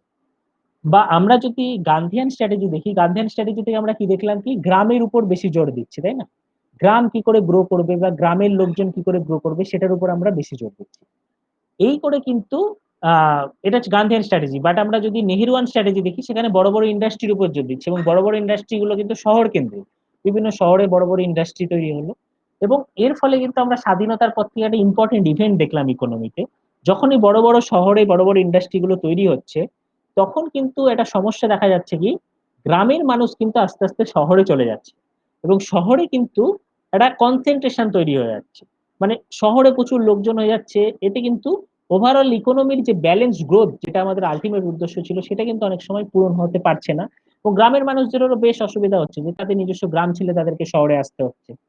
তো এই অসুবিধাটা দূর করার জন্য বা এই জায়গায় কি করে কাজ করা যায়, এই জন্য কিন্তু এপিজে আব্দুল কালাম কিন্তু একটা মডেল দিলেন, ঠিক আছে। সেটাকে বলা হচ্ছে PURA model. It's a brainchild of APJ Abdul Kalam. PURA মডেলের ফুল ফর্ম কি? Providing urban amenities in rural areas, ঠিক আছে। মানে এই ক্ষেত্রে এপিজে আব্দুল কালাম বললেন যে রুরাল এরিয়াতেই তুমি আরবান অ্যামিনিটিস গুলো দিয়ে দাও। তুমি যদি দেখো গ্রামের মানুষ শহরে কেন আসে, আমি যদি এটা বন্ধই করে দিই, দিয়ে যদি জিজ্ঞেস করি যে কোনো কাউকে, একটা গ্রামের মানুষ শহরে কেন আসে, বা আজকে যদি আমরা বহরমপুর দেখি, বহরমপুর অর্ধেক মানুষ কিন্তু গ্রাম থেকে আসা। তো এত মানুষের শহরে আসার কেন দরকার পড়লো?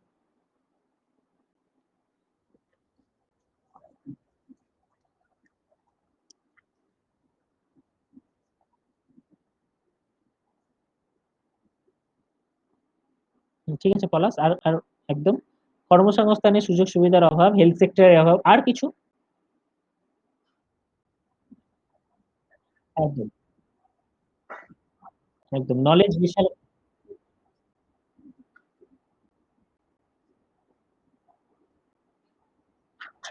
একদম। তাহলে গ্রামের মানুষ শহরে আসার বেশ কিছু কারণ যদি আমরা ভাগ করি, সেটা হচ্ছে প্রথম হচ্ছে আনএমপ্লয়মেন্ট, গ্রামের দিকে কিন্তু কাজের হয়তো কিছু প্রবলেম আছে।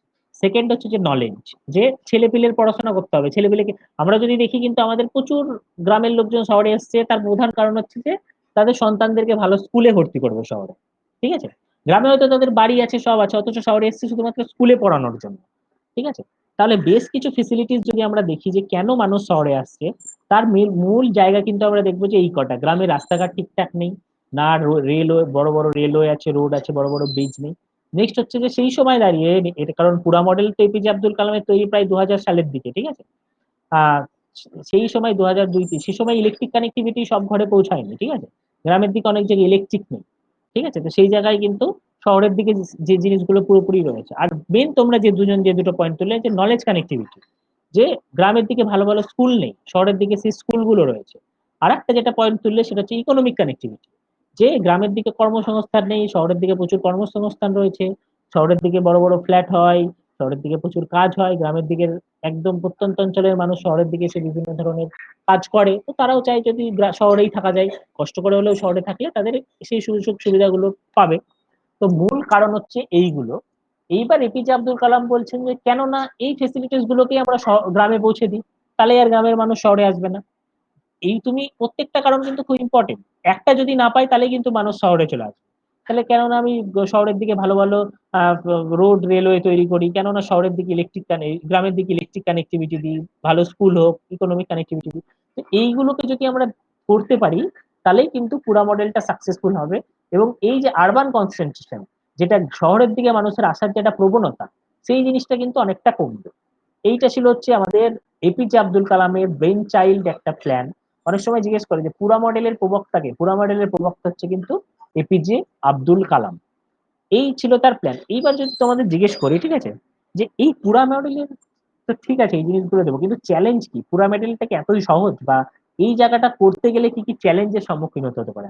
তুমি নর্মাল সেই সময় প্রধানমন্ত্রীর জায়গায় নিজেকে বসা এবং ভাবো যে কি কি প্রবলেম আসতে পারে তোমার এই পুরা মডেল ইমপ্লিমেন্ট করতে গেলে।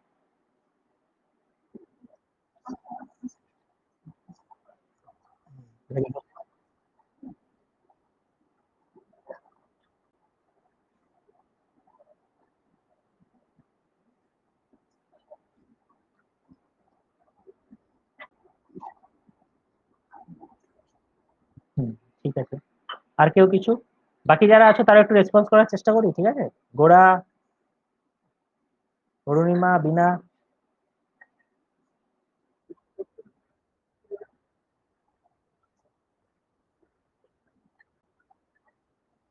এই তো ভেরি গুড, ভেরি গুড ভাই, এই তো এরকম ইন্টারেক্টিভ হতে হবে তবেই ভালো লাগবে, ঠিক আছে, সবাই কিছু না কিছু ইনপুট দেবো আমরা। আর কেউ কিছু? বড় মা কি ক্লাসে আছে? ও আচ্ছা আচ্ছা আচ্ছা, ঠিক আছে ঠিক আছে। তো ঠিক আছে, ভেরি গুড, মোটামুটি পয়েন্ট ঠিক আছে। আর যে পয়েন্টটা আমরা বললাম যে ল্যান্ড অ্যাকুইজিশনের তো একটা প্রবলেম আছেই, তো প্রথম এই জন্য ফিজিক্যাল কানেক্টিভিটি করা বেশ কিছু প্রবলেম হবে। প্লাস যেটা হচ্ছে যে ইনভেস্টমেন্ট, ঠিক আছে, ইনভেস্টমেন্টের কিন্তু একটা বিশাল বড় ক্রাইসিস আছে। কারণ দেখো, ইকোনমিক কানেক্টিভিটি, নলেজ কানেক্টিভিটি করতে গেলে প্রচুর ইনভেস্টমেন্ট দরকার। বিশেষ করে তুমি যদি দেখো, আমি তো গ্রামের দিকে বড় একটা প্রাইভেট স্কুল খুলতেই পারি, কিন্তু সমস্যা হচ্ছে আদৌ কি স্টুডেন্ট হবে? আমি যেটা প্রাইভেট সেক্টর হয়, ঠিক আছে, যেমন ধরো একটা ডিএভি পাবলিক স্কুল বা যে কোনো একটা বড় বড় ধরো গীতারাম একাডেমি, ঠিক আছে, এই ধরো একটা বড় যারা স্কুল, তারা একদম প্রত্যন্ত গ্রামে কিন্তু একটা স্কুল খোলা থেকে ভাববে দু তিনবার যে আমি এখানে একটা স্কুল খুলতে পারি, আমাকে একটা বিশাল বড় একটা বিল্ডিং তৈরি করতে হবে, প্রচুর টিচার আনতে হবে, তারা আসবে ক্লাস করবে, বাট আমি কি যথেষ্ট পরিমাণ টাকা সেখান থেকে ব্যাক পাবো? আমার কি প্রপার স্টুডেন্ট সেই স্কুলে হবে? যদি তারা দেখে যে না হবে না, তাহলে তারা কি আর গ্রামে স্কুলটা তৈরি করবে? তারা কিন্তু গ্রামে আর স্কুলটা তৈরি করবে না। সিমিলারলি ইকোনমিক কানেক্টিভিটিতেও সেম প্রবলেম। ইন্ডাস্ট্রি, আমি ছোট ছোট ইন্ডাস্ট্রি আমি গ্রামের দিকে তৈরি করতেই পারি, কিন্তু যখনই গ্রামের দিকে তৈরি করবো আবার ট্রান্সপোর্টেশনের খরচ, গ্রাম থেকে সেই জিনিসটাকে আবার শহরে আনতে হবে, ঠিক আছে। তো সেই সময়তে অনেক কিছু অনেক ইন্ডাস্ট্রিতে দেখা যায় না একদম গ্রামের দিকে তৈরি করে খুব একটা লাভ নেই। এরকম বেশ কিছু চ্যালেঞ্জ কিন্তু পুরা মডেলের দেখা গেল, এবং পুরা মডেল কিন্তু পুরোপুরি সাকসেসফুল হলো না। তো যাই হোক, 2012 সালে পুরা মডেলটাকে আবার রিভ্যাম্প করা হলো, পুরা 2.0 বলে। তো এই এখন কিন্তু আমাদের ইকোনমির অনেকটা উদ্দেশ্য কিন্তু এইটাই, পুরা মডেলটাকে ঠিকঠাক ভাবে ইমপ্লিমেন্ট করা। এবং আমরা যদি পরবর্তীকালে দেখি যে পুরা মডেল কিন্তু একদম প্রত্যন্ত গ্রামে করলেও চলবে না, সেটা গভর্নমেন্ট বুঝেছে। এবং গভর্নমেন্ট সেই কারণে সেই সমস্ত গ্রামগুলোই বেঁচেছে যেখানে অ্যাটলিস্ট 5,000-এর বেশি পপুলেশন আছে, অ্যাটলিস্ট পার স্কোয়ার কিলোমিটার 400 জনের বেশি ডেন্সিটি আছে, ঠিক আছে। নন এগ্রিকালচার সেক্টরে বেশ বেশ কিছু মানুষ কাজ করে, কারণ ইন্ডাস্ট্রি নিয়ে গেলাম আমি, আর ম্যাক্সিমাম মানুষই হয়তো চাষবাস করে খায়, তাহলে কে আমার ইন্ডাস্ট্রিতে কাজ করতে আসবে? এরকম গ্রামে গিয়ে তো আমার লাভ নেই। তো গভর্নমেন্ট একটু চিন্তা ভাবনা করে সেই টাউন গুলোকে আইডেন্টিফাই করেছে যেগুলোতে পুরা মডেল চালু করা যায়। তারপরেও দেখা যাচ্ছে যে পুরোপুরি লাভ হচ্ছে না, এই কারণে 2016 সালে গভর্নমেন্ট কিন্তু ন্যাশনাল রারবান মিশন চালু করেছে, ঠিক আছে। এটা না ন্যাশনাল রুরাল মিশন, না ন্যাশনাল আরবান মিশন। এই আরবান অ্যামিনিটিস গুলো বা আরবান সুযোগ সুবিধাগুলো রুরাল অঞ্চলে পৌঁছে দেওয়ার জন্য ন্যাশনাল রারবান মিশন কিন্তু গভর্নমেন্ট চালু করেছে, সেটা কত সালে, 2016 সালে। তো এই গেল হচ্ছে যে আমাদের বিভিন্ন রকমের মডেল গুলো। এবং আমরা দেখলাম কি 15ই মার্চ 1950 সালে আমাদের প্ল্যানিং কমিশন তৈরি হলো, এবং তারপর কিন্তু আমাদের প্ল্যানিং কমিশনের ফাংশন কি সেই জিনিসগুলো আমরা দেখবো, ঠিক আছে। আচ্ছা, এইবার আমরা তো দেখতে পাচ্ছি 1950 সালে প্ল্যানিং কমিশন তৈরি হলো, এবং প্ল্যানিং কমিশন কিন্তু কে তৈরি করলো, সেটা হচ্ছে যে সেন্টার। এবার তুমি দেখো যে এই যে প্ল্যান হবে সেটা কি শুধুমাত্র সেন্টারকে এফেক্ট করবে না বাকি স্টেট গুলোকেও এফেক্ট করবে?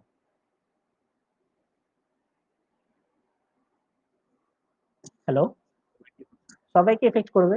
তাহলে প্ল্যানিং কমিশন কি একা একা প্ল্যান বানিয়ে সিদ্ধান্ত নিয়ে নিলে চলবে, না সবার সাথে আলোচনা দরকার, সমস্ত স্টেট গুলোর সাথে?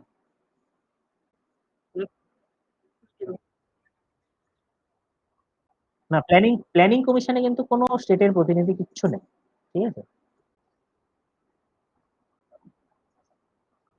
একদম, একদম সেটা আমরা, একদম সেটা আমরা দেখবো নীতি আয়োগটা আমরা পরের ক্লাসে। প্ল্যানিং কমিশনে কিন্তু স্টেটের কোনো রিপ্রেজেন্টেটিভ নেই। তাহলে প্ল্যানিং কমিশন সেন্টারের কয়টা মিনিস্টার আর প্ল্যানিং কমিশনের কয়টা চেয়ারম্যান আর কয়েকজন মিলে একটা প্ল্যান করে নেবে আর গোটা দেশ মেনে নেবে, এটা কি অ্যাজ এ গণতান্ত্রিক কান্ট্রিতে মেনে নেওয়া যায়? যায় না। এই কারণেই কিন্তু কনসেপ্ট এলো ন্যাশনাল ডেভেলপমেন্ট কাউন্সিল, ঠিক আছে? একটা ন্যাশনাল ডেভেলপমেন্ট কাউন্সিল তৈরি করা হলো এবং এই ক্ষেত্রে কিন্তু প্রাইম মিনিস্টার, সমস্ত central minister, chief minister, union territory lieutenant governor, union territory administrator, এরা সবাই থাকবে। এবং এই ন্যাশনাল ডেভেলপমেন্ট কাউন্সিলের কাজ হবে প্ল্যানিং কমিশন যে প্ল্যানটা তৈরি করে দেবে সেটাকে অ্যাপ্রুভ করা, যে না তোমার প্ল্যান মোটামুটি ঠিকঠাক আছে ভাই, এই প্ল্যানে আমরা রাজি। তো ন্যাশনাল ডেভেলপমেন্ট কাউন্সিল কিন্তু, এইটা হচ্ছে ন্যাশনাল ডেভেলপমেন্ট কাউন্সিলের উদ্দেশ্য, ঠিক আছে? যে প্ল্যানিং কমিশনের প্ল্যানটাকে অ্যাপ্রুভ করা। বাট এরও বেশ কিছু চ্যালেঞ্জ আছে, কারণ আমাদের প্রথম দিকে চ্যালেঞ্জ ছিল না, কারণ প্রথম দিকে সবকটা রাজ্যেই ছিল কংগ্রেস সরকার। তো কংগ্রেস সরকার হুম, হ্যাঁ, গভর্নমেন্টের মধ্যে ঠিক নয়, স্টেট স্টেট গভর্নমেন্ট গুলোর ভিতরে বলতে পারো, ঠিক আছে? কারণ সেন্ট্রাল গভর্নমেন্টের পুরোপুরি অথরিটি রয়েছে প্ল্যানিং কমিশনের উপর, ঠিক আছে? কারণ প্ল্যানিং কমিশনটাই সেন্ট্রাল গভর্নমেন্টের তৈরি এবং প্ল্যানিং কমিশনে সেন্ট্রাল গভর্নমেন্টের নমিনেটেড লোকজনই আছে। তো প্ল্যানিং কমিশন সেন্ট্রাল গভর্নমেন্টের জন্য কোনো ব্রিজ দরকার নেই। সেন্ট্রাল গভর্নমেন্ট যেটা চাইবে প্ল্যানিং কমিশন সেটাই করবে। বাট স্টেট গভর্নমেন্টের সাথে একটা ব্রিজ দরকার। কারণ স্টেট গভর্নমেন্ট যেটা চাই সেটা প্ল্যানিং কমিশন না করলে সমস্যা। তো প্রথম দিকে ন্যাশনাল ডেভেলপমেন্ট কাউন্সিল ফ্রুটফুল ছিল, কারণ ম্যাক্সিমাম স্টেটেই কংগ্রেস ছিল। কংগ্রেসেরই চিফ মিনিস্টার, কংগ্রেসেরই সেন্টার, খুব একটা প্রবলেম হতো না। বাট পরে যখন দেখা গেল প্রচুর রিজিওনাল পার্টি উঠলো, এই ধরো ন্যাশনাল ডেভেলপমেন্ট কাউন্সিলের মিটিং আছে, মোদী হয়তো মমতা ব্যানার্জিকে ফোন করে বলছে দিদি এরকম মিটিং আসুন, ও বলছে না আমার সময় নেই, যেতে পারবো না। তো ম্যাক্সিমাম চিফ মিনিস্টাররা যদি এরকম ন্যাশনাল ডেভেলপমেন্ট কাউন্সিলের মিটিং এই না যায়, তাহলে একটা প্ল্যান যেটা সেই স্টেটকেও ইম্প্যাক্ট করবে, তারা যদি সেই মিটিং এই ঠিকঠাক ভাবে না থাকে, তাহলে কিন্তু সেটা কখনোই ফ্রুটফুল হবে না। তো এরকম প্রচুর সমস্যা দেখা গেল পরবর্তীকালে। মোদী গভর্নমেন্ট ডিসিশন নিল এইসব national development council planning commission দেখে লাভ নেই, এসব তুলে একদম নীতি আয়োগ চালু করা গেল, ঠিক আছে? এই হচ্ছে ওভারঅল জায়গা। তো পরের ক্লাসে আমরা প্রত্যেকটা 5 ইয়ার প্ল্যান আর নীতি আয়োগের এখন কি ফাংশন, এই জিনিসগুলো আমরা পরের ক্লাসে আলোচনা করবো, ঠিক আছে? ঠিক আছে, তাহলে আজকের ইকোনমিক্স ক্লাস ইউটিউব অব্দিই থাক। কারোর কোনো ডাউট বা কোনো জিজ্ঞাসা থাকলে জিজ্ঞেস করতে পারো। হ্যাঁ, নিশ্চয়ই। তো মানে যারা আমরা একটু পুরোনো তো মোটামুটি পড়া আছে, যারা নতুন তাদেরকে একদম পড়তে হবে। আমি পিডিএফটা গ্রুপে দিয়ে দিয়েছি, আমি আরেকবার গ্রুপে দিয়ে দেবো, তোমরা আরেকবার দেখে নিও, ঠিক আছে? তো আচ্ছা, কালকে কিন্তু আমাদের একটা এক্সাম থাকবে, ঠিক আছে? তো সেই রিলেটেড আমি ভেবেছি যে আজকে সন্ধ্যা 8টা থেকে একটা আমি এক্সট্রা ক্লাস রাখবো, ঠিক আছে? কারোর যদি কোনো জায়গা পুরোনো জায়গা ডাউট থেকে থাকে, কারণ আমরা বেশ কিছু জন কিছু ক্লাস মিস করেছি, তো পুরোনো কিছু জায়গা যদি ডাউট থেকে থাকে বা পুরোনো কেউ কিছু কারোর যদি কোনো জিজ্ঞাসা থাকে, সেটা কিন্তু আমরা ওই রাত্রি 8টার ক্লাসটাই আমরা করে নেবো, ঠিক আছে? যার যার প্রবলেম আছে তার শেষে জয়েন করো, যার কারোর যদি কিছু প্রবলেম না থাকে, যদি মনে হয় না ঠিকঠাক আছে, জয়েন নাও করতে পারো। বাট যার যার প্রবলেম আছে বা যার যে কোনো সামান্যতম ডাউট থাকলেও জয়েন করো, ঠিক আছে? আমি সেই ডাউট গুলো ক্লিয়ার করে দেবো। তো এইটা গেল সেই ব্যাপারটা। আর আমরা যেটা প্ল্যান করছি পরের দিন থেকে, তাতে করে আমি আমি একটা ক্লাস রাখবো, তারপর একটা রেকর্ডিং ভিডিও তুমি পাবে অর্ঘদার ক্লাসে, সেইটা তোমরা দেখে নিও। তারপর অর্ঘদা হয়তো 4টে থেকে বা 4টে 15 20 অব্দি একটা লাইভ ক্লাস রাখলো, তাতে অর্ঘদার ক্লাসে যার যেটা ডাউট সেটা মিটিগেট হয়ে যাবে। তো আজকের রেকর্ডেড ক্লাসটা আমি দিয়ে দিচ্ছি, ঠিক আছে? তোমরা রেকর্ডেড ক্লাসটা অলরেডি অর্ঘদা পোস্ট করে দিয়েছে, তোমরা স্কেলেটাল সিস্টেমের ফার্স্ট পার্টটা দেখে নিও, ঠিক আছে? আজকে লাইভ ক্লাস থাকছে না, বাট কালকে অর্ঘদা একটা ছোট্ট লাইভ ক্লাস থাকবে। তো স্কেলেটাল সিস্টেমের যার যা ডাউট সেটা অর্ঘদার কাছ থেকে ক্লিয়ার করে নেবো। তো আমরা মোটামুটি এখন এভাবেই চলবো। মোটামুটি আমার একটা লাইভ ক্লাস 15 20 মিনিট ব্যাক, ওটা একটা থেকেই করবো, ঠিক আছে? একটা থেকে সবার হবে তো? ঠিক আছে, বড় ঠিক আছে, দুটো, ঠিক আছে? তাহলে দুটো থেকে করবো, তারপর অর্ঘদা রেকর্ডেড ক্লাসটা দিয়ে দেবো, রেকর্ডেড ক্লাসটা তোমরা দেখে একটু ডাউট ক্লিয়ার করবে, ঠিক আছে? আর আজকে একটা 8টা থেকে ক্লাস থাকছে, কেউ পুরোনো ক্লাস কেউ যদি কিছু মিস করে থাকো বা কেউ কিছু যদি জানতে চাও, ওই ক্লাসটা অ্যাটেন্ড করে নিও, ঠিক আছে? তো আজকে এটুকু অব্দি থাক, কালকে সবাই পরীক্ষার জন্য প্রিপারেশন নাও, 8টার সময় জয়েন করো, রেকর্ডেড ক্লাসটা দেখো। আজকে আর লাইভ ক্লাস থাকছে না অর্গদার, আজকে রেকর্ডেড ক্লাস আর কালকে রেকর্ডেড ক্লাস মিলে কালকে 4টের সময় ধরো একটা লাইভ ক্লাস থাকবে অর্গদার। তো অর্গদাকে যার যে ডাউট থাকবে সেটা জিজ্ঞেস করো। ক্লিয়ার তো সবাই মোটামুটি? কারো কোনো জিজ্ঞাসা বা কোনো কিছু?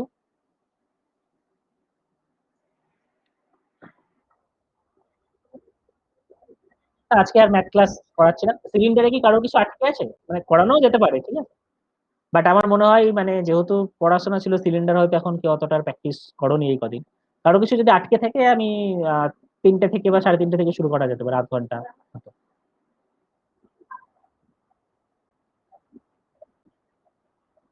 হ্যাঁ হ্যাঁ, একদম। তাহলে 8টা থেকে আমি একটা সেশন রাখছি, পুরোনো যার যে জায়গা আটকে আছে, ঠিক আছে, সমস্ত কিছু।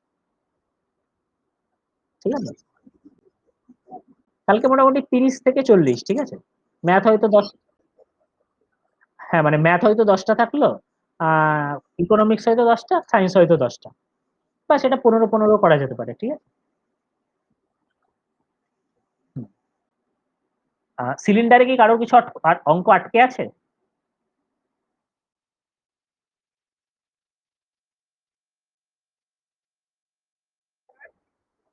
আচ্ছা, ঠিক আছে। না, যদি কারো কিছু অঙ্ক আটকে থাকে, কারণ আমি আজকে আর নতুন চ্যাপ্টার শুরু করতে চাইছি না, কালকে যেহেতু পরীক্ষা আছে, পরের ক্লাস থেকে আমি আবার ম্যাথের নতুন চ্যাপ্টার শুরু করবো। যদি কারো কিছু আটকে থাকে, তাহলে মোটামুটি একটা 3:30 থেকে আধ ঘন্টা একটা সেশন রাখা যেতে পারে। আমি 3:30 একবার অন হচ্ছি, ঠিক আছে। যার যদি সিলিন্ডারে কারো কিছু ডাউট থাকে আমাকে জানিও, আমি সেগুলো সলভ করে দেবো, ঠিক আছে।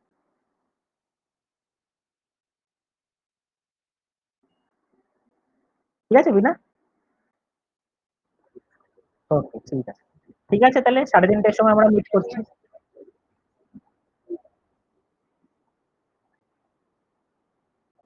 না না, আজকের আউট ক্লিয়ারিংটা হবে না, ঠিক আছে। আজকের স্কেলিটালের রেকর্ডেড ক্লাস আর কালকে স্কেলিটালের রেকর্ডেড ক্লাস দুটো মিলে কালকে ডাউট ক্লিয়ারিং ক্লাসটা হবে, ঠিক আছে। আজকে নতুন করে ক্লাস হচ্ছে না, 3:30 আমি একবার অন হব। যদি সিলিন্ডারের কারো কিছু অঙ্ক আটকে থাকে আমাকে বললো, আমি করিয়ে দেবো, ঠিক আছে। ঠিক আছে। আর অর্ঘদার ক্লাসের ডাউট ক্লিয়ারিংটা কাল থেকে হবে, ঠিক আছে, কাল 4টে থেকে। বাট রেকর্ডেড ভিডিও গুলো তোমরা দেখে রেখো, ঠিক আছে। অর্ঘদা দুটোই দিয়ে দিয়েছে, রেকর্ডেড ভিডিও গুলো দেখে রেখো, কালকে যার যা ডাউট কাল 4টের সময় অর্ঘদাকে জিজ্ঞেস করবে, ঠিক আছে। কারণ লাইভ ক্লাসে কিছু সমস্যা থাকবে যদি ব্রডব্যান্ড না থাকে। তো সেই জায়গায় রেকর্ডেড ক্লাসটাকেও যাতে লাইভের মতো করে আমরা মেনটেন করি প্রপার, সেটা কিন্তু আমাদের দেখতে হবে, নাহলে হয়তো রেকর্ডেড ক্লাসগুলো থেকে যাবে, সেটাও একটা চাপ, ঠিক আছে। তো রেকর্ডেড ক্লাসটাকেও আমরা সেই কারণে চাইছি লাইভের মতোই করে নিতে। নির্দিষ্ট টাইমে তোমরা দিয়ে দেবো, তোমরা তখনই দেখে নাও, তারপর একটা ছোট্ট ডাউট ক্লিয়ারিং থাকুক, তাহলে লাইভের এই যে ফ্লো সেটা মেনটেন হবে অনেক। আর তোমাদের যদি জিজ্ঞেস করো না। হুম। হ্যাঁ হ্যাঁ, আমি হোয়াটসঅ্যাপে কোশ্চেন দিয়ে দেবো, ঠিক আছে। জাস্ট এবিসিডি লিখে একটা খাতায় নাম নাম লিখে আর এবিসিডি লিখে আমাকে হোয়াটসঅ্যাপে ছবিটা পাঠিয়ে দিও, ঠিক আছে। ক্লিয়ার? ওকে। কেন ছোটকা, তুই একাই দিবি নাকি? আচ্ছা, যাই হোক। যাই হোক। আচ্ছা, আর যদি কেউ চাও, কারোর কাছে যদি কোনো ফিডব্যাক থাকে তোমরাও জানাতে পারো, ঠিক আছে। এটা আমাদের মানে প্রায়র প্ল্যান করছি, না হলে লাইভ ক্লাসের ব্যাপারটা থাকছে না, ঠিক আছে। কারণ লাইভ ক্লাস একটা হোক, তারপর রেকর্ডেড ক্লাসটা তোমরা তখনই দেখে নাও, তাহলে সুন্দর একটা প্রপার পড়ানোর যে আমাদের অফলাইন ক্লাসে যেটা হচ্ছিল সেই রকম করেই চলবে ব্যাপার। বাট তোমাদের যদি কারোর ভিতর থেকে কোনো ফিডব্যাক থাকে তোমরা জানাতে পারো, ঠিক আছে, কোনো অসুবিধা নেই। একদম। যাই হোক, ঠিক আছে, তাহলে আজকে আমরা কারোর কোনো আর কিছু জিজ্ঞাসা বা ডাউট?